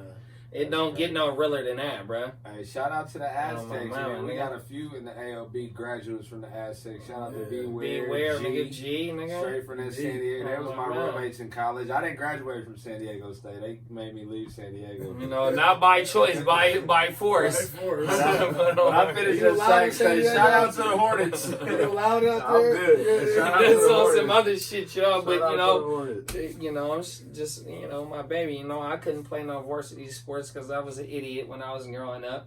And when my baby did that, though, so there it is, there, nigga. And we sponsored by Nike, nigga. You see that check, nigga, like how I was when I was a young nigga. When I was getting up. Let's finish this. We got 2 matchups left for y'all, and then we're gonna talk about the waiver wire. I give it to y'all. Fuck the Dolphins. 43 to 17. I'm gonna just read y'all the stats. Fuck the Dolphins, bro. Fuck us. Right. That shit hurt, You gotta ride with them, man. No, we gotta see. Ooh. Oh, yeah, somebody was like, nigga, you talking about the Niners or you ain't a real fan. I'm like, nigga, it's my team. Nigga, I can talk shit about my team, nigga. Jason Verrett and whoever the other corner was on the other side, bro. Devontae Parker and Preston Williams was having a way, Parker, bro. two catches, 50 yards and a touchdown. Preston Williams, 4 catches, 160. Niggas had 10 catches. Right, no. Gesicki, 5 for 91. And I seen Gesicki on a deep post to where Fitzpatrick missed him. But they was taking their shots all the way downfield for the whole game, bro. And that shit hurt. They smell blood, bro. And the cold thing is the way that Preston and Devontae was adjusting to the motherfucking pass, though, bro. It seemed like the cornerbacks didn't even know what was going on. And for the week before that, when Fugal for the Eagles caught that ball, the corners was looking lost, bro. So if you got any receivers that's playing against the Niners right now against them horrible ass corners, and Richard Sherman might be back, nigga, next week or the week after that, bro, it don't matter, bro.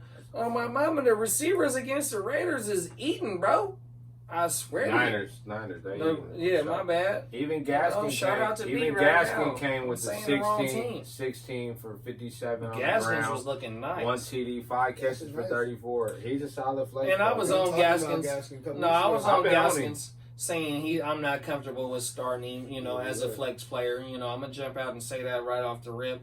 But looking at the game that he played against the Niners, even though they a whole bunch of limpy ones over there, he looked comfortable as a flex play, without a doubt. Yeah, they wearing that 3-7. And he had a moment in touchdown. They got that 3-7 on, man. They coming for you. What does the 37 mean? 37 It sound good. You got that to stand out. 37.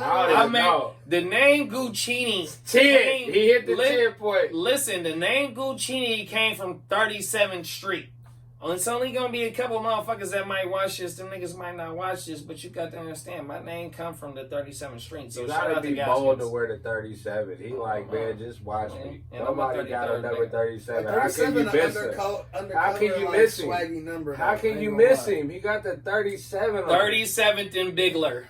He got that 37 on. Remember that. Here talking to BJ. 95820. We talking, long story short, he like, I don't know, I might pick up Wentz again. I said, okay, you'll be back.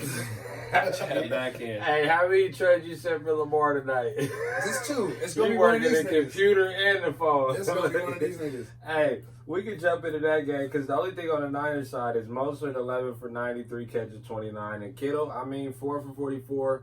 You gotta live with what Kittle give you. I liked it. IU got a couple balls early like from 7 fantasy points or something. Yeah, no, but he got a couple looks from Jimmy as well, just doubling back off the game against Philly. So I think IU going into later on down the season, you can fire him up because he's going to command the looks on my mama, especially if you're thin at your flex. You're going to be able to, if you got him on your bench, go ahead and fire him up because he's definitely going to command the targets.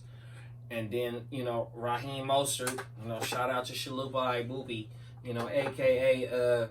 Mr. Fuck Sean Merriam up, on my mama. Nigga, he's running with, he couldn't wait to get Raheem Mostert back, nigga, with Rojo and Burkhead and shit like that. You know, that's just some inside AOB shit. But you know, his team is nice. I mean, even though Julio ain't playing right now, but he's skating by with them running backs that he got, and you know, Mostert, nigga, Rojo.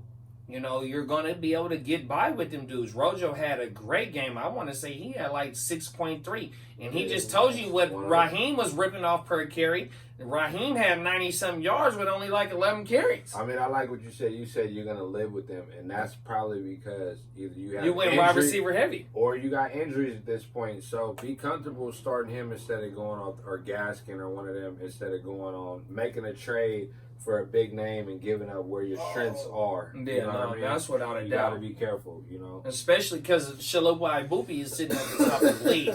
So he's able. Shalubai Boopy. Right, on my mama. 40. You know, you don't know that. If just in case y'all game goofy in this Northern California rap scene. That shit. That's a non-playoff name. No, that's change that shit. You know, we know what it means. Y'all might not know what it means, but we know what it means. You know what I mean? I don't know what it means. Actually. I just know E40 says Shaboola Boopy or Mr. Fab. Mr. Fab. Shaboola Boopy. Fab don't even know what it means. But it is what it is, though. You know what I mean? You got to understand. We come from this shit, man. So, you know, shout out to him and what he's doing in the ALB with the team that he has. You know Fuck what I mean? that nigga, bro. There hey, we go. Let's go to the Cincy at Baltimore, he beat man. you, that's why. He beat me. Hey, Cincy had 3 Baltimore. He beat me too, bro. He's the only loss that I got going into this week. Joe Burrow, 19 for 30, 183. Minus 2. -2. 2 fumbles, 1 interception. Joe Mixon came back to earth with 14 fantasy points in some league. 24 rushes, 59 yards. And say the receiving yards, though. We'll six catches on 8 targets, though. 35 receiving yards. So he almost had a 70-yard game. I mean, Joe Mixon, that's a tough matchup for him, Baltimore. Yeah, I'm saying 14 points is solid. That's solid for what he had going into. No, I agree with that. And then just what we was, when we was on Swiv or Swerve, and we was talking about how Gibson performed against Baltimore the week before. You thought you was going to be able to get some without the production of Mixon, especially coming off the game that he did against who did Mixon perform against the breakout game last week? Was it Washington? Whoever Mixon had the 20-something plus game, you know, he got half of his yards. Jacksonville. He got half of his yards against Jacksonville going into to the Baltimore game, and you seen Gibson get a whole bunch of yards against Baltimore. You thought that it would transpire, but the cold thing is just my part on Joe Mixon. When I was on the show, you know, I had to tap out early, you know, because, you know, I got to get up early, you know what I mean, the whole shit, and that ain't no excuse. That ain't no excuse because my Chicago niggas, they rocked out for the whole motherfucking show, so I ain't got no excuse to say, you know, woo. But my point is just that the opportunity share of Joe Mixon getting 80% of the opportunity share, even though it only might have transpired into 14 points against one of the top-rated defenses, you still got to fire him up, and you still got to go Swift. I said, go buy low. And I said, go buy low. And I said, give him 1 week coming off the high performance game before the Baltimore game. Give him 1 week and see what he does. Now you got to go tap in with the Joe Mixon owner. Who lost, probably. Probably, on everything. And I might go try to get him back. PJD body. On everything. Hey, Boyd, 4 for 42, 6 targets. Higgins, 4 catches, 62 yards. What you think, Kurt? Oh, Higgins? It's tough to judge anybody on this game for the Bengals. It was a tough game. I thought they might have been able to cover the spread and do some things, but they was just on Burrow. He wasn't comfortable at all. I still like Higgins, and especially if A.J. Green hurt. They said A.J. Green. He said, just trade me. Did he say that? Something like that. A.J. Green is gone. And my thing is that Marlon Humphrey forced that motherfucking strip sack, and McQueen, you know, McQueen was out there looking like the motherfucking that defense rookie. Is looking like how the Pats D was looking last year. And, you know, McQueen and Burrow was on the same team. McQueen and sacked his motherfucking ass, put his motherfucking helmet in his back. You know what I mean? Hey, you know, ain't no love lost. In that game, too, Lamar coming into the game, I was kind of nervous about his running ability being sick and having the knee injury. Missing, so I thought he was going to try to pass a lot more, and he had 19 for 37, 180 yards, 2 touchdowns, and 1 interception. My thing is just that, I jumped out before the season started saying that they gonna dial him back. They can't let him run for 1,100 yard, whatever the fuck he hit for last year. They can't have him do that as a franchise quarterback. And with them being 4-1 right now, they don't need him to do what he did last year. That's my only thing. You said that, bro, when we was giving draft advice. Y'all argued about that. He had Lamar. Well, it don't matter because he's going to be top 2 anyway, possibly. I mean, just with 700 yards rushing, the regression. Just with 700 yards rushing is still a great performance as a Russian quarterback. But my thing is just not him being able to hit for 1,100 yards again. He was right. Because he's under 10 carries like 4 times this year, so they're not running as much. And, maybe because the opponents haven't been, they kind of been up in some games. Late in the year when they run on the ball, 100%. He'll run more. He was hitting for like 70 yards per game last year. About 65, 70 yards per game last year, bro. And my thing was just him going into this season and them wanting to protect him. They couldn't have him do that. But now we see Kyler, like the last 2 weeks being in the top 12 of the Russian quarterbacks. And here he is with 360 plus Kyler being and 30-some. I'm telling you, Kyler's week is going to come with a 350 passing and a 70-yard rushing. Just like how what's my boy name we talking about, nigga? Lamar Jackson. How he was doing all season last year. Yeah. And I'm just trying to make that comparison to where Kyler is right now in his 3rd, 4th year, whatever it may be. Kyler being in his 2nd year and what he needs to do for his team to win. Nigga, Lamar Jackson with the defense that he has and the playmakers around him, he don't got to do that this year. But with where Kyler is right now, with the defense that he has and the playmakers around him, he has to do anything and everything for them to go ahead and get that W, bro. Hey, the run game, though, Ingram and J.K. Dobbins. Ingram, 11 carries for 57 yards. Dobbins just had 1 carry for 34 yards, but he caught 3 for 21 and got a touchdown. I don't want nobody on this backfield, but I'm still stashing Dobbins and look for him to probably be on the wire if somebody is looking for something. Because if Lamar's health keeps withering and they use him more, they're gonna have to rely on the run game because he's not really throwing the ball that good. Could be dust bust though. And Hollywood, I think it might be a buy low on Hollywood too.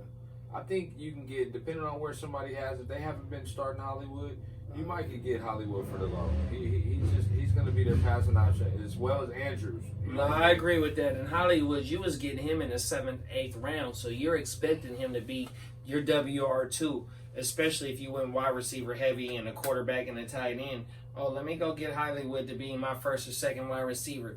And he hasn't been producing for you like that. But as the season goes on, he might play a bigger part because they're not giving Lamar Jackson that opportunity to go ahead and take. I don't know, bro, but I wouldn't mind going ahead and go give Hollywood a trade target as long as you ain't got to pay too much of a premium for him, which I don't think you would have to be able to.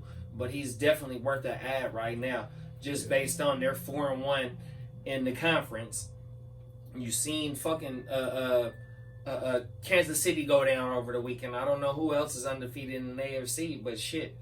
Baltimore is lining themselves up, and even though they lost to Kansas City, they're still lining themselves up to be a 1 or 2 seed in the AFC. So they're still going to keep that foot on the gas or the foot on the pedal, whatever the fuck you want to call it, and still try and run shit up. And Hollywood is going to be a big part of that offense. Whether he's catching 3 to 4 passes for 80 yards or 2 to 3 passes for $1.17 with a tutty, he has that capability, bro.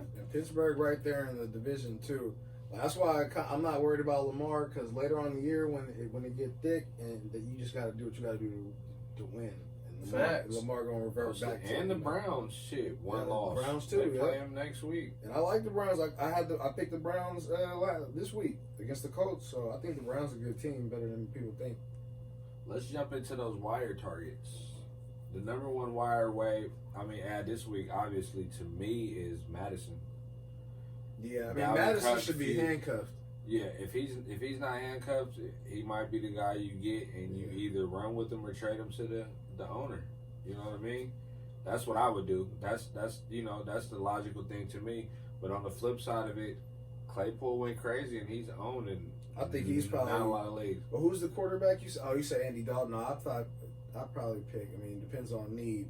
If your need is quarterback, it's Andy Dalton off the rip. No, it's Teddy. It's Teddy, but if you're Dak, two quarterback leagues, Andy Dalton might not. I would keep my number one pick if I had a good quarterback. Who would you rather? If Teddy's there Teddy. and Dak, who would you pick? Give me Teddy because he's still getting McCaffrey back, and that's gonna make him even better. Yeah, you know what I mean. Give me Teddy for sure.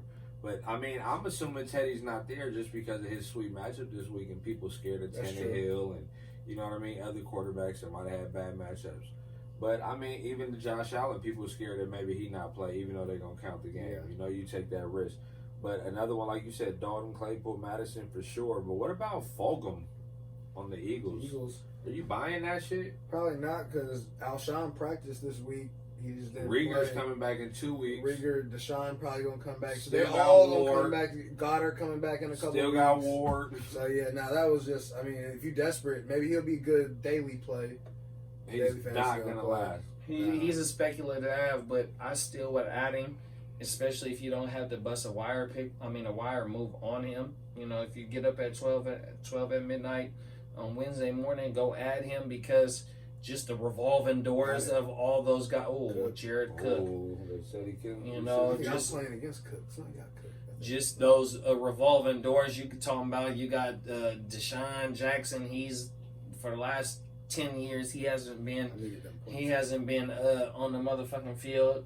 You talking about Jalen Rieger, you banking on a rookie that only played one game, you know what I mean? Fugel is his second year. This is his second year. Look. It's too crowded over there. They throwing to whoever. I understand that, but when you get 13 targets and you got 10 receptions on $1.52 against one of the best defenses, so-called best defenses in the league, nigga, that commands an ad.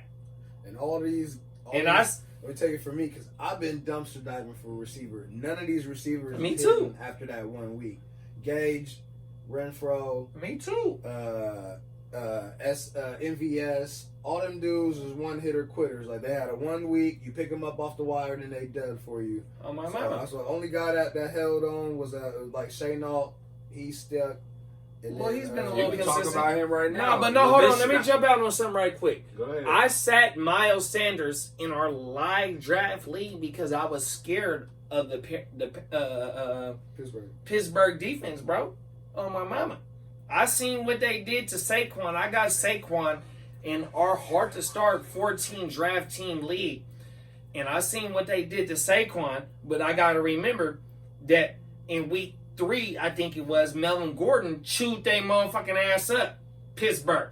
But I sat Miles Sanders in week 5 because I was, woo-woo. You know what I mean? And here it was, Miles Sanders, nigga, killed their ass. So with Fugel, nigga, the week before, in week 4, what he did, I don't know if it was my boy, I can't even think of my boy name from the Bay, nigga, the cornerback from Vacaville. I just said his name. Verrett. I don't know if it was Verrett or Dante Johnson, but nigga, Fugel murdered one of them boys on the sideline, I swear to you. And that's, nigga, 13 targets for 10 receptions, $1.52, and a tutty, bro. Go get him. Oh, my mama. And then what else I got to say is that if you look at the trends on the the top 12 on the receiving leaders, I can tell you, nigga, this shit fluctuates every fucking week, bro. So I'm not taking no dart throw on Fulgham that he gonna hit for me next week. Leave him alone. Unless, like JD said, you can bust a move and not use a waiver wire on it. Baltimore next because they got a lot of people coming back. What about your boy Laviska Shenault? I'm mad I dropped him. I had Chenault from the beginning of the year, and I liked him. He go up every week. He's steady too. He got a steady floor. If you look, I feel like he's the only passing option right now. If Chark misses time, you can't trust Cole. You can't trust. I mean, Chenault. They use him all over the field. Yeah. They're gonna need to use him and Robinson in the game plan to get something going. You know what I mean? So he's one of those guys that could turn into like a Deebo Samuel did last year and help you along the way. So I like Chenault. You like Chenault, JD? Yeah, definitely. Since the targets is there, they're using him in the run game. You damn right. You know what I mean? And plus, they're going to be playing from behind, bro. You know, you seen both. You had an 0-4 Texans team and a 1-4 Jaguars team, a 1-3 Jaguars team. You know what I mean? And he still got the targets, bro. He still got the touches. You know, he's going to command them. That's what they drafted him for. What he did at Colorado is the same thing that he's doing in Jacksonville and Duval. Shout out to Duval. You know what I mean? He's a spec. No, he ain't even no spec. You got to go get him. Especially the way that this 2020 COVID era is going, to where you got to stay deep. Insert the motherfucking Dos Equis, man. Oh, my mama. Stay deep, my friends. Stay deep. Stay dangerous. You got any other wire guys? What are you thinking? Are we doing wire? Yeah. Oh shit! That's what we just. Oh! Hey, we watching the Charger and the Saints game right now. Breeze just hit on the deep when it's 20-20 right now. Herbert, as far as fantasy, you know, he got about 20 points. You know, Keenan Allen is hurt right now, so you will be getting. He's not returning to the game. I don't know what the injury is yet, but you guys will see, and that hurts Herbert. You know what I mean? That hurts Herbert and a few other people. So, you know, stay alert for sure. My theme of this wire week is to go get your cuff, bro. You know, you seen how Dalvin Cook missed the whole second half, and he had one carry in the second half, bro. But for the first half, he had 15. 12, 13 carries, nigga, for like 60 to 70 yards with a motherfucking touchdown, and they was controlling the game, and somehow, some way, he hurt his groin, and you had Alexander Madison come in and hit for $1.20 and be the second rusher over this whole week. So the theme of this week for your waiver wire is to go get your cuff. So here, let me read just a couple of niggas off, nigga. Whether it be Chase Edmonds, whether it be Anthony McFarland or Benny Snell, you know what I mean? Because, you know, James Conner he's known for a few of them. We ain't going to call him injury prone because we're not going to disrespect him like that. But just based on the amount of touches these boys is getting, if you stay ready, you ain't got to get ready. My cousin hit us with that Sugar Free meme. You know, Sugar Free got a song, if you stay ready, you get ready. But some of y'all might not know about this West Coast rap scene, you know, Sugar Free. Stay ready. Oh my mama, you know, he come up under the DJ Quick era, you know what I mean? So, you know, but just, you know, that's the thing. So whether it be Gio, whether it be motherfucking, because Gio, you know, get rid of it. My boy Mixon, he getting 80% of the opportunity share, but that means he's getting wear down, so he's getting 20 to 25 touches per game. So I don't know if you think that can last long, but whether it does or whether it doesn't, when any of these other top running backs that's getting all these touches, if you go get their cuff and something happened, just like how Madison was thrown into the game, and you might not meet him, you can sell to the Dalvin Cook owner. You can sell for somebody to drop somebody like a McKinnon too. You know, people are gonna start dropping people that they think that's a good point. Maybe other people came in. Nigga, Chase Edmonds, bro. Like Ruggs. You know what I mean? Chase Edmonds. I dropped Ruggs, but look though. I was asking for a week. Who you gonna drop? That's a good point. But look though, so even with Chase Edmonds, bro. I don't think he's on a lot of wires. Though. He's on 48%, 50%, 50% well, on y'all. Because I've been. I got him in my league. That's a lot on for a backup player. But not really though. Not really. He's out there. Yeah. That means he's out there. You gotta include. But every league isn't like the AOB or whether it be the Ashy. They call it the woo woo woo. But niggas talk about they ship in the woo woo woo. You know, I'm not going. This ain't here or there. But we got big trophies for this motherfucker. And the nigga in the other league don't got nothing. But you know, that's just based on what you know, the Guccini nigga do. Let me fix my motherfucker. You know what I mean? Christian, my mama, you know, hold on. But I just gotta talk my shit on these motherfuckers. He's talking about his league that he owns, and he's going against the rival league, his commissioner war. They both ain't won their own league, the bum-ish. But the whole thing is that I'm just, you know, just trying to put it out there. Hey, you know I did something for that nigga league to where we got big things that go on your whole, you know what I mean, on your pinkies and whatnot. I did that for him. Nigga, for his motherfucking shit. But the cold thing is, just to double back on what I'm talking about is, though, nigga, go get them cuffs, nigga, if they own your mother. Whether it be season, it's winter back season, bro. And here come the Heart2Start winter back tees coming. So I hope you niggas is ready, nigga. Hey, Dropping the motherfuckers coming soon, bro. Kirk, give me some Who you got? Shit, I gave you all mine. I got a Christian Kirk has been out there on some leagues. He was hurt. Yeah, and people gave up on him. I'll say if people, I picked up Dallas Goedert a couple weeks ago. If people dropped him, gave up on him, he should be back in a week or two. 100%. I like that. Well, shit, let's get into these week 6. Cam Brate, my nigga. Brate. Cam Brate is a good speculative av, you know, if you thin at the tight end. And Gerald Everett, you got to understand, you had Tyler Higbee going in, nigga, 8th, 9th round, and Tyler Higbee hasn't been that dude in the last 2 weeks. Yeah. Gerald Everett has been killing, bruh. Toss up. I'm just saying, though, nigga. But, you know, if you need a tight end. You know what? I'm glad you said that. Right now, the big tight ends are separating themselves, and some of the tight ends like Ertz and shit. That's good. I hate it too. Hey, some of the tight ends like Ertz is a buy low right now.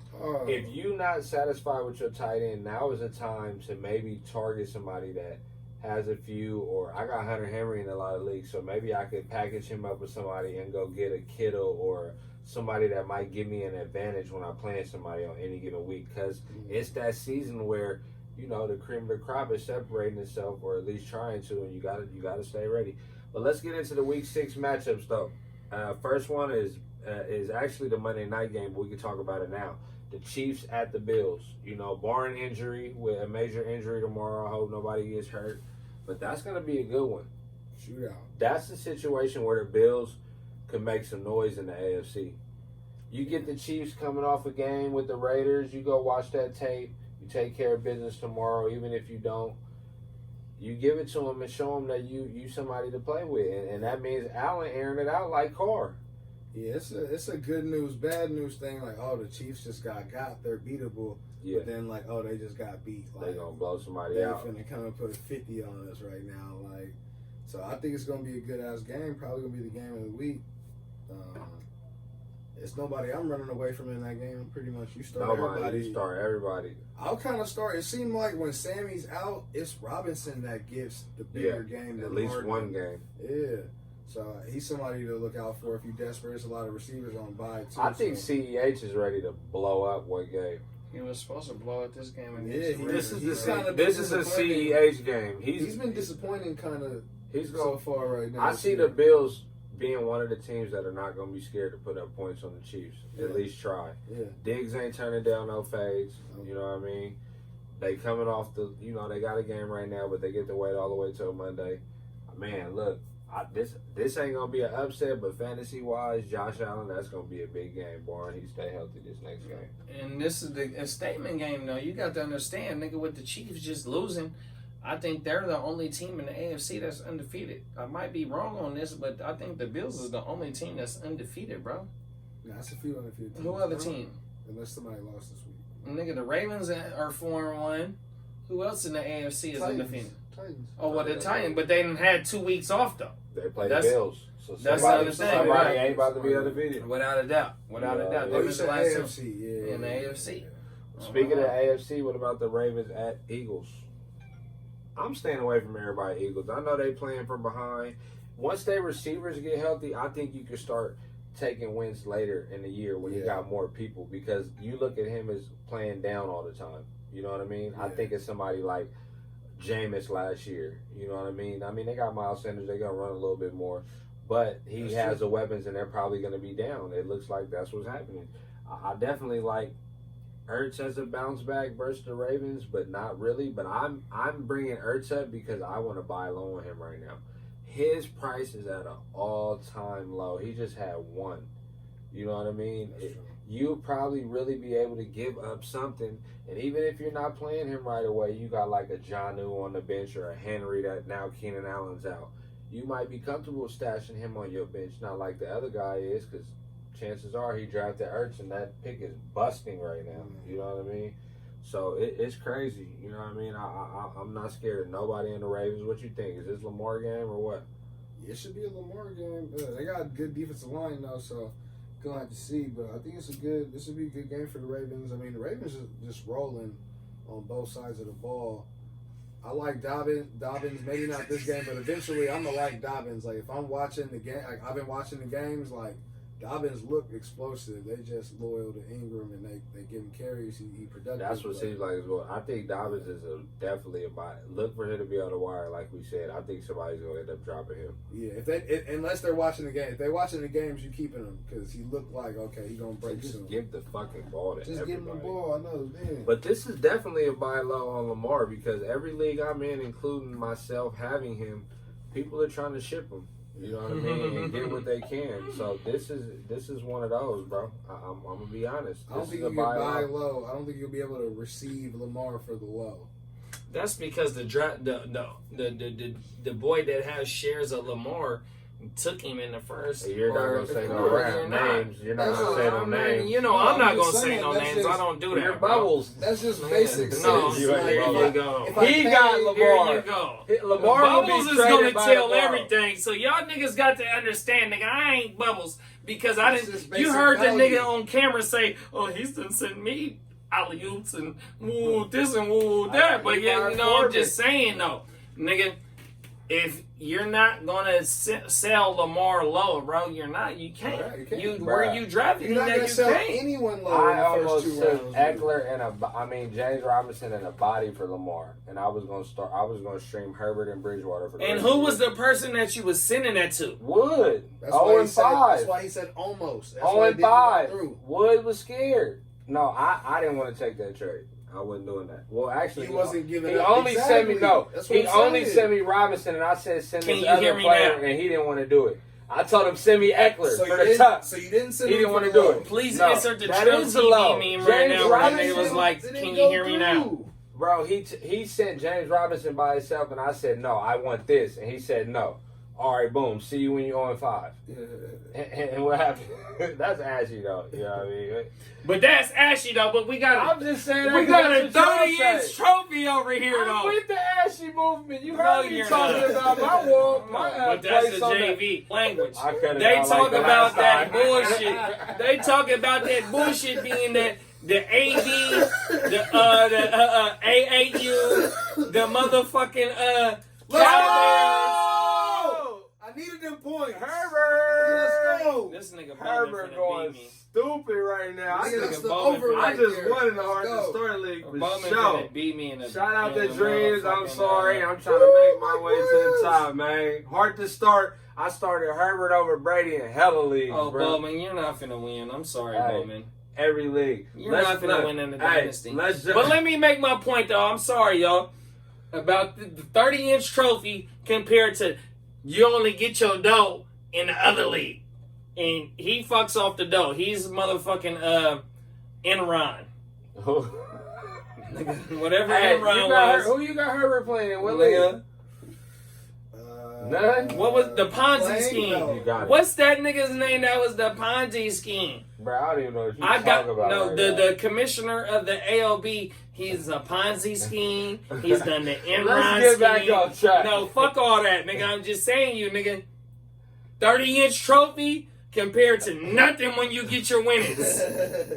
Nigga, you gotta wait 5 months to get your winnings. This is Commissioner Beef right here. Yeah, y'all. it's Commissioner B. Cornelio has entered the building. No, with the buzzing with B. No, the buzzing with B is going down, but I'm just letting y'all know, if you come to Ashy Records, you don't gotta worry about the motherfucking commissioner dancing in your videos, fucking off your winnings, you know what I mean, telling you it's gonna be 2 more months that you get your winnings, you know what I mean? Let's go half on some Laker tickets, nigga, box seats, whatever it may be. I'm just telling y'all what it is. So if you come to over here, I got a champion right here. I can give y'all some champion numbers that, that nigga Hook pays. Can we get to the next game? Yeah, go ahead. I just got to make my point. Browns at Steelers. Ooh. That's If you're banking on OBJ this week. If you're banking on the Pittsburgh. You got OBJ and Chubb?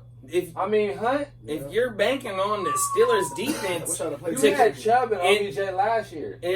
No, I did not. I traded for OBJ like halfway through the season. Hey, bro, you about to fizzle. And it was in different leagues. You a little fizzle. So this is when you play the Biggie song where they pray for your downfall. And trust me, I have that meme right now, y'all. Y'all got to understand, for any situation that he was on his high horse the last 2 weeks. So in any situation these boys bring upon my ear, I have something to go for. Nipsey Marathon. Yeah, without a doubt. Shout out to Nip. Air Fizzo. Shout out to Air Fizzo. You got to understand that they playing on my downfall.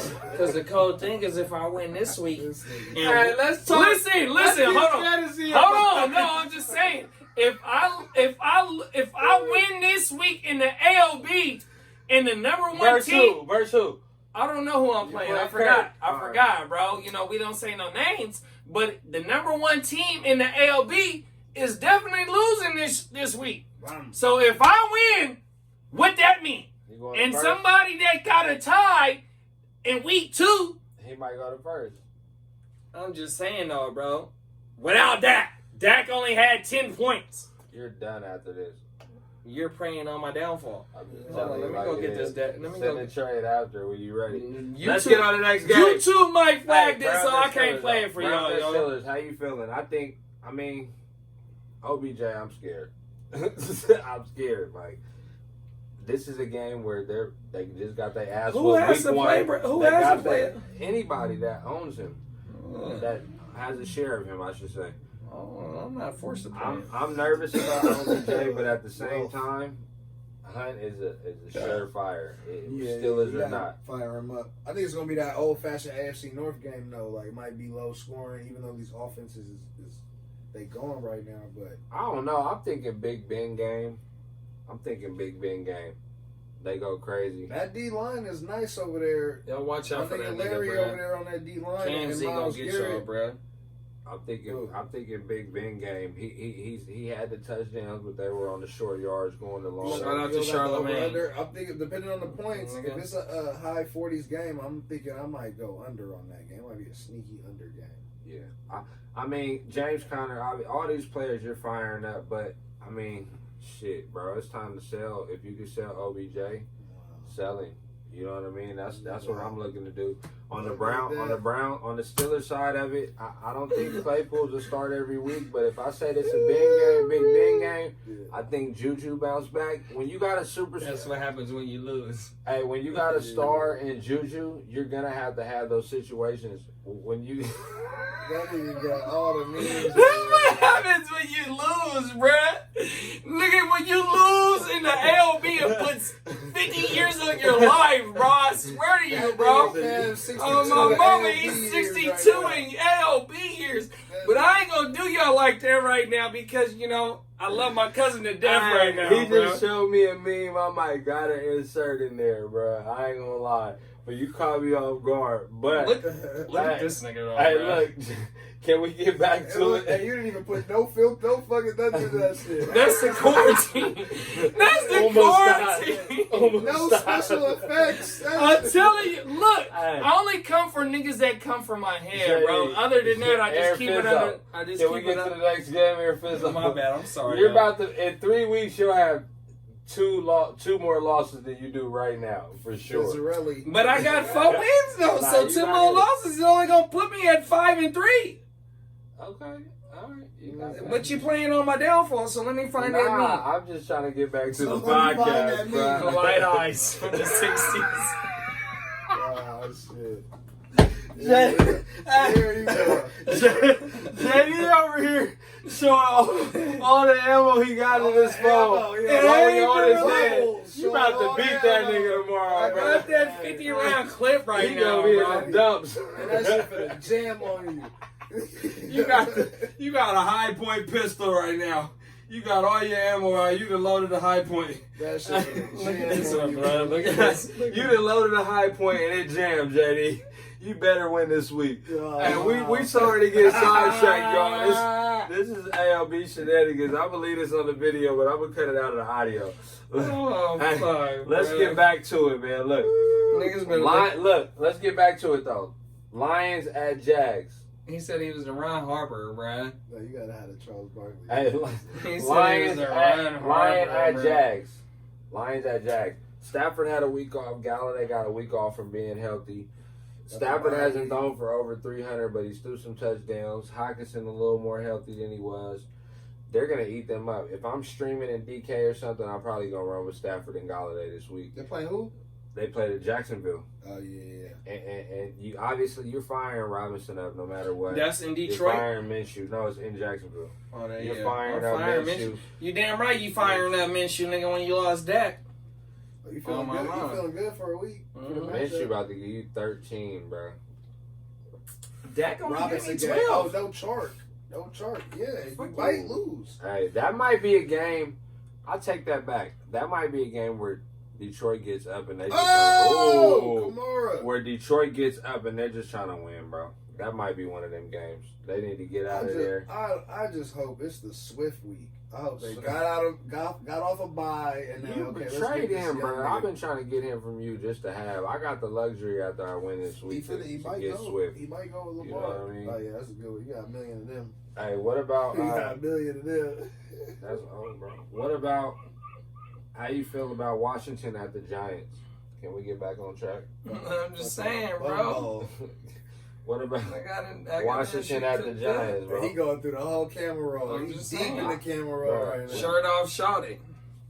I got shirt off shawty on him with that yak. That's the bumbo right now. I thought Daniel Jones. Ooh. I thought Daniel Jones was gonna be way better.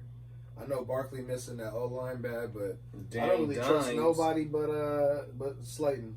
This is one of them games where if you're desperate for a defense, you grab the Giants or the Redskins, flip a coin. Right. One of them is going to eat. That's me. I mean? I'm streaming defenses right now. I stream the Cowboys defense, and they got me 11 points. I'm about to start streaming them in a minute. One is going to be... Kansas City got you nothing last week. No, they got me negative hey, something. I think Slayton's going to keep going. I actually like Washington defense a lot, but if they can't get nothing on the offense, Chase Young ain't been playing too, though. That's the only thing. I thought they were gonna be good last week. They got fucking smoked. But that's the Rams though. I'm not taking too much of this. Yeah, but the Rams' offensive line is terrible though, bro. But they was able to protect against the Redskins. This is a great fucking Monday night game. Minute 32 left. It's 27-20. Breezes on about the 12, 13 yard line trying to get in there. This is a great game right here. That's why we just kicking it, y'all. You know, we don't mean to get sidetracked, but we just having fun. But this is a part of the shit that we do, bro. Yeah, we just doing what we do. And these niggas and we'll definitely throw the memes in there so y'all know. I ain't gonna throw the memes in there because these niggas be coming for me. Is. They come for me when I be, you know what I mean? So this the only way for me to defend myself because I don't talk shit though, bro. I don't know how to talk shit. But I know how to cook up some shit in the gumbo pot, bro. So when they get to talking that bullshit, and I taste them. When I see a pic on the gram or a pic on Snapchat, whatever it may be, and it shows that you screenshotted the shit. Get back in the corner, he for sure pulling out a shank. I'm just saying, bro. That's how I do the kisu. No. He might pull a razor out his mouth. I know you know how to keep a razor in your mouth. You know how to keep a razor in your mouth? Yeah, I do too. Shout out to Above the Rim when Pac got to the Bronx. Cut that nigga. He for sure. Hey, what y'all think? 50. Ingram, I'm scared of Ingram, but this would be the game. This would be the game to fuck with him. And I'm rolling out Gibson, man. And Scary Terry, you might got to start him, but it depends on how deep you are. You might not. So take a chance. What about Dolphins at Broncos? Dolphins have been playing good. They say Drew Lock's supposed to be coming back this week because of the week off. Oh my mama! So Drew Lock is coming back. And you seen what Judy did against the Jets. I don't know who. I think they had the week off this week because they were supposed to be playing the Patriots. But I think Judy, Lindsey's supposed to be coming back. So I don't know. You can temper your expectations on Melvin Gordon. I tried to sell high on Melvin Gordon in both leagues. You know what I mean? But shit. Will Melvin Gordon be in there the whole first 4 weeks? You know, he still might got the hot hand. You never know. You know what I mean? But you definitely want to fire up Noah Fant, even though his punk ass can't block. Excuse me, Noah Fant. You know what I mean? Play though. You know, he could play, but it just limits the downs in the play selection that he's in. If he plays though with his ankle. Oh, okay. We'll say that then. If he plays. You know what I mean? So, you know, on the Denver side, you know, here comes Drew Lock. If you're in a super flex league, you might want to go ahead and fire him up. You know, Judy is looking like that guy though. Judy went and snatched that over the boy. I'm playing Judy confidently like I'm playing CeeDee Lamb, but I'm loving CeeDee Lamb more. Yeah, obviously. No, I'm loving CeeDee Lamb more. Obviously, I'm loving him more, but I'm playing him like that. And when you get later in the season, players like how A.J. Brown came out last year, you need players like Judy to get you over the hump where you might have some injuries. You know what I mean? So I like Judy in the long haul for sure. Melvin Gordon, I'm a little scared. Lindsey coming back. Lindsey coming back. You know what I mean? I don't know how I feel about that. Melvin Gordon. You maybe sell high, but shit, if you got a need, you might need to just sell anyway. You know what I mean? If you need to stay deep at running back and then timeshare, if you recognize what he did in the timeshare last year with missing 4 to 6 games last year and with him ripping off 500 and 500 last year, you might want to keep him because you want to stay deep, bruh. If you don't get the right trade for Melvin Gordon, nigga, keep him. Because you see what he did in the same division last year. Without a doubt, bruh. That's all I'm trying to say, bruh. I think that game fits. I mean, Broncos kind of always play hard at home. But like I said, don't sleep on the Dolphins. Obviously, you don't want to start Fitzpatrick. But if you're in a situation where you ain't got no choice, fire him up. You know what I mean? Preston, I feel like Devontae Parker is the only wide receiver you could trust over there. Besides, obviously, a tight end, because tight ends aren't his beat. So he's hit or miss, too. He's hit or miss. But Devontae, to me, is the safest wide receiver. You see people taking chances on Cody Ford, taking Preston. This might be just one game. Or they might continue to trend.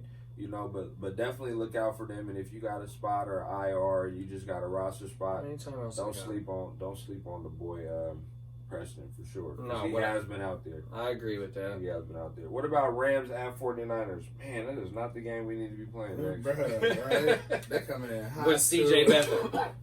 Here, look at Justin Herbert is marching his team. That's crazy. We gotta play them. You know what I mean? Woods, fire up the fuck out of some Woods. Fire up all the receivers versus the Niners right now. Like, for Woods sure. The guy to me over there, though. Now. I mean, you just seen what Gaskins get to us, though, bro. Gaskins. You know? Yeah. I mean, so you saying all 3 running backs? No, I ain't saying all 3. I'm just saying you might have to, pick your poison. But fuck, the way that Gaskins, I mean, just the way that motherfucking Fitzpatrick was able to control that offense and put up 40 points, whatever it was, 37 niggas, 40 to me. You know what I mean? 47 to 17, bro. That shit hurt, bro. On my mama. And the way that the receivers was able to go get that jump ball over on the outside corners, it seemed like they ran, a 12 personnel, or it was just 2 outside receivers. And Fitzpatrick was just throwing it up to them 6'2", 6'3" receivers, and you got a Verrett. I don't know if Deontay Johnson was out, Dante Johnson, whoever it may be that was on the outside for the 49ers. They was getting chewed. They was getting ate up. I'm just saying from the beginning, I don't like our secondary. And that shit hurt, bro. Even with Sherman there, I didn't like it. And that's what I was trying to say. Hopefully Sherman is back next week. But, just with Cooper Kupp and Robert Woods coming into town, and you had Robert Woods eat this week, and you had motherfucking Cooper Kupp eat the last week against Buffalo, bro. It's just that you have 2 potential big play receivers coming in, just like how Preston Williams and Devontae came in, and they was able to eat, bro. And whether we was beating their ass last year, so they was try to come in. Off top, you got to come in with your foot on the gas pedal. And letting them know, and you got to think, nigga, the Rams for the last 2 years or the last year that they didn't make, they was in the Super Bowl, nigga, they was horrible. So they trying to find their identity. That means definitely. I mean to cut you off, but that means definitely start golf. And they're only 1 game behind motherfucking Seattle. But the cold thing is, we're the only team up until this week coming up that has played a divisional game. So, Los Angeles, if they beat us, they'll have us up on a divisional game going into the Seattle game. Seattle ain't played no divisional game. This is the Rams' first divisional game, and with them being 4-1 right now, you know what I mean. This means a lot. This is a big game for Los Angeles, bruh. For sure. Oh my God. They need this one. Not that they need it, but they need it. No, they Seattle need it. is full steam. They're 5-0, bro. Full steam. You know, the Vikings. You disappointed me on Sunday night, but this is here and there. Seattle goes on their bye. They'll be watching the Rams for sure. What about Texans at Titans? We definitely got to see how the Titans play tomorrow. No, we need to see how they test on COVID. So as of right now, that their game is tomorrow and it stands. But you want to hold outside practices and woo. But as it stands right now, they have a game for tomorrow. You boys, I understand y'all want to get y'all reps in and whatnot, but and just like us three right here, sometimes we want to get outside because of the COVID. But we got to think smarter than that. You know what I mean? So hopefully when y'all play tomorrow, and you come back on Wednesday and it's time to do the COVID test, or when it's time to fly back on that Tuesday night, it ain't no motherfucking positive. So, whether it be here and there or there, but this is the 2020 era, where's the cover? Oh, good catch. That's a catch. Mike Williams. So, that's my thing, is just no COVID test. Wow, they about to kick a field. Bro, I literally was just asking Reese for Williams right now. Wow. Look at him. Mike, we watching the game. Herbert just threw a deep ball to the left side. Look at with Mike about Williams, 8 seconds 1-on-1. left. Mike Williams. What is the route? Let's see. Just a straight go route. Go. Herbert with the cannon. Over three people. Niggas. Over 2 people. They look like they're in 3 field niggas goal in the range. vicinity, wow, bro. this is amazing. That's why they picked him 7th. Herbert is a ride. I said it before the thing. I said Herbert played against primetime quarterbacks every game. He trying to show out ride Monday Night Football. Book it. You know what I mean? That's how you gotta run it. Look at what 23. Look at 23. Book it. Nigga, are you serious right now? Did this nigga just catch this? That Texans at Titans though, this is a whole new. I feel like everything you've seen with the Texans, you kind of just gotta throw it out the window. It's a new coach. It's not necessarily all the way a new system, but they're just it's just that different feel and vibe when they're playing. You know what I mean? So as far as the Texans, you could kind of run with Cooks. I'd be scared if I was Cooks, but not if you could. There's buys coming up this week. You know what I mean? So Cooks, you might got to play him. Fuller, you stick with him. He's been solid. You know what I mean? That nigga's throwing 4 TDs on Monday night. Monday Night Football. Herbert. 30 piece. I just won Heart2Start again from that. I got 180 to 164. Herbert got 34. Crazy. Hunter Henry got 14. But the Texans, like I said, it's just a different team. You know what I mean? Watson looked a little banged up. They fell on him last game. He got hit, kind of landed on his chest. And he was kind of, but he's tough. He plays through injuries all the time. Best game of the year. Yeah, I like them to like I said, depends on the Titans, but we'll see. Falcons at Vikings, 2 hungry teams.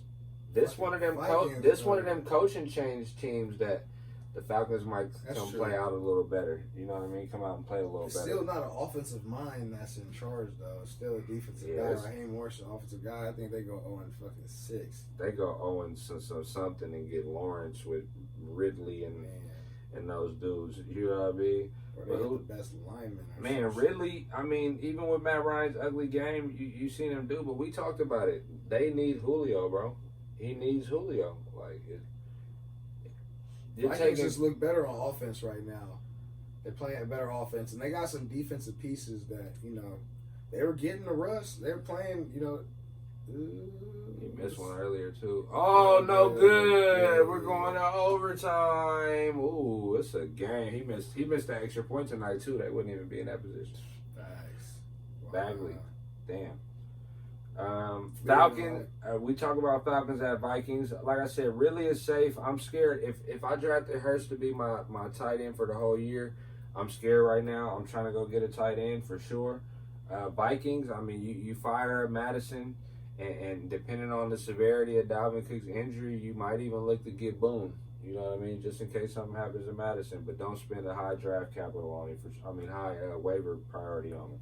On Madison? No, on Boone. But I'm saying depending on the Dalvin's severity. But Thielen, you firing him up, and Jefferson, he had 5 points this game. Jefferson bounces back this game. That's an easy one. DraftKings, you got bye weeks. Throw him in there for sure. Bengals at Colts. I think Colts. Ooh. Bengals, this might be one of them. Bengals play a little bit better because they just got their ass whooped. And the Colts, with Phillip Rivers showing that he's still throwing picks left and right. You know what I mean? Yeah. Now, I mean, I like Indy. I think Indy, they just lost, so I think they bounce back. I like Indy as a team. It's going to be tough for the Bengals on this one for everybody. I'm worried about the Bengals is on the road? And all that. At the Colts, yeah. At the Colts. I'm kind of worried about the Bengals players right now. They run into a tough stretch. I like JT with Bogart. Say JT the bigger figure to get back on. Yeah, that was a big analogy right there. Yeah, Taylor. I said Taylor was a buy low. I like Taylor. I've been trying to get this nigga G don't even respond to the DM. But the cold thing is he only had a touchdown on 50 yards or 60 yards. It'll get better though. Shit. Yeah, I don't know if it's gonna get better or not.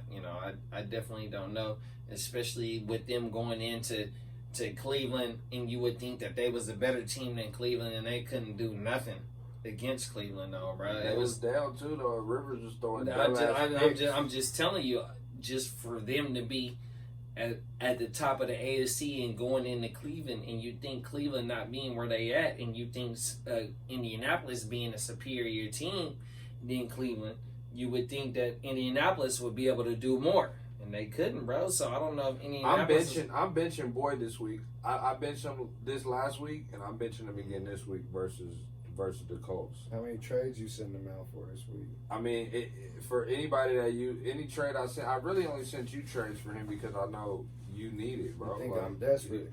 If you lose this week, you'll be trading for sure. But if you end up winning, then it's a different story. You're gonna hold out for a week and say you got G and whoever else after that. You know what I mean? You playing the long game. But the Bengals, I think they definitely gotta figure something out as far as on the offensive end with that last game, because they playing again a top 2 defense in the league. So, Mo Alley Cox, I dropped him. I'm on the drop train right now, and Rivers just doesn't look that good. You know what I mean? He just doesn't look that good for sure. What about the Bears at the Panthers? This is a tough test for the Panthers. Yeah, it's gonna be a tough game. It's gonna be a nice little game. Mike Davis all day. They cut him, bro. They cut him, and they got David Montgomery over there averaging less than 3 yards a carry. It's a revenge game for sure. Mike Davis. The only thing that saved Montgomery was that touchdown last week. The Braves going crazy. What happened? Everything. They're about to Mike Davis, and I think the Panthers help him do that. I think the Panthers help him try to get there, but that's going to be one of them grind out games. The Bears are for real. Their defense is playing, scrappy, and they willing to put it on the line for their wins no matter what. And you still got a veteran in Foles. You can't just count him out. So I think either way on each side, fantasy-wise. They cutting already, bro? Fantasy-wise, I would worry about DJ Moore. I wouldn't worry about Davis and Anderson, because Anderson can get over the top. You know what I mean? No, Anderson's going to get him. Anderson has been the one of the consistent receivers in the top 12 for the first 4 weeks. And if you start one-on-one, you take Anderson one-on-one, he's going to go get that. He's catching one hands with people on his back and his arm, and Anderson is looking like the boy out there. He really is showing you that it was just because I was with the Jets. Right, no, definitely. I mean? And he was injured, so here it is. I'm fully healthy. What's going on? Yeah, I'm rocking with that. That Montgomery, if you got him, you probably got to start him like I do. Both the leagues I'm thin at running back. Deal from BJ, what you want to do? Why you ain't hit accept it? Send it to him. He's thirsty. He got Matt Ryan, bro. Everybody he needs it, bro. And you need everything you can get right now, especially if you lose this week. Allen Robinson, you played him no matter what. If we don't, like I said, DJ Moore and Boyd are 2 players that I got, but I got him in a lot of leagues, and I see other people bench them. So if you deep, you bench them. If not, you run them. Jets at Chargers, 3 games left. Jets at Chargers. We watching the Chargers looking good now. I see Herbert going stupid. They just unleashing him and look, y'all gonna figure this shit out. You know what I mean? Just do your thing. Because this is a game where they could have been up. They were up and they could have ran the ball. But they're not running the ball. They're letting Herbert throw that motherfucker. And they missing a few pieces on defense. You got my boy from Florida State. I can't even think of his name. You got Melvin Ingram that's missing. You know what I mean? The safety from Florida State. Damn, I can't even think of his name right now for the Chargers. But, you know, the Chargers, they were my sleeper defense coming into the season before my boy got hurt. This is his second year getting hurt. I apologize for not knowing your name right now, bro. You know, it's that buzzing with B right now that got me lit. Derwin James that got me lit right now, bro. Him and Melvin Ingram on top of Bosa, on top of the boy from Denver that plays corner. You know what I mean? The San Diego / LA, they're not no slouch right now. And you got Herbert slanging that motherfucker right now, bro. You damn right. You know, so yeah. So who they play? You said Jets at Chargers. Oh yeah, I ain't Jets at Chargers. Jets at Chargers. The Jets got to come to the West. Oh yeah. Yeah, it's over. And you got Flacco. Waka Flacco. Oh my god. And they about to be mad because they about to lose this. Yeah. Folks will look banged up. Oh, yeah. Packers at. You got anything to say about the Jets and Chargers? It's pretty self-explanatory. Yeah, hey, I picked up the Chargers D in 2 leagues last week. They were on the wire because I knew they were based on. You got to be proactive. Yeah, no. You got to be proactive. Packers at Bucks. This is a good test for Brady being in this NFC. He ain't really been seeing the Rodgers and the, you know what I mean.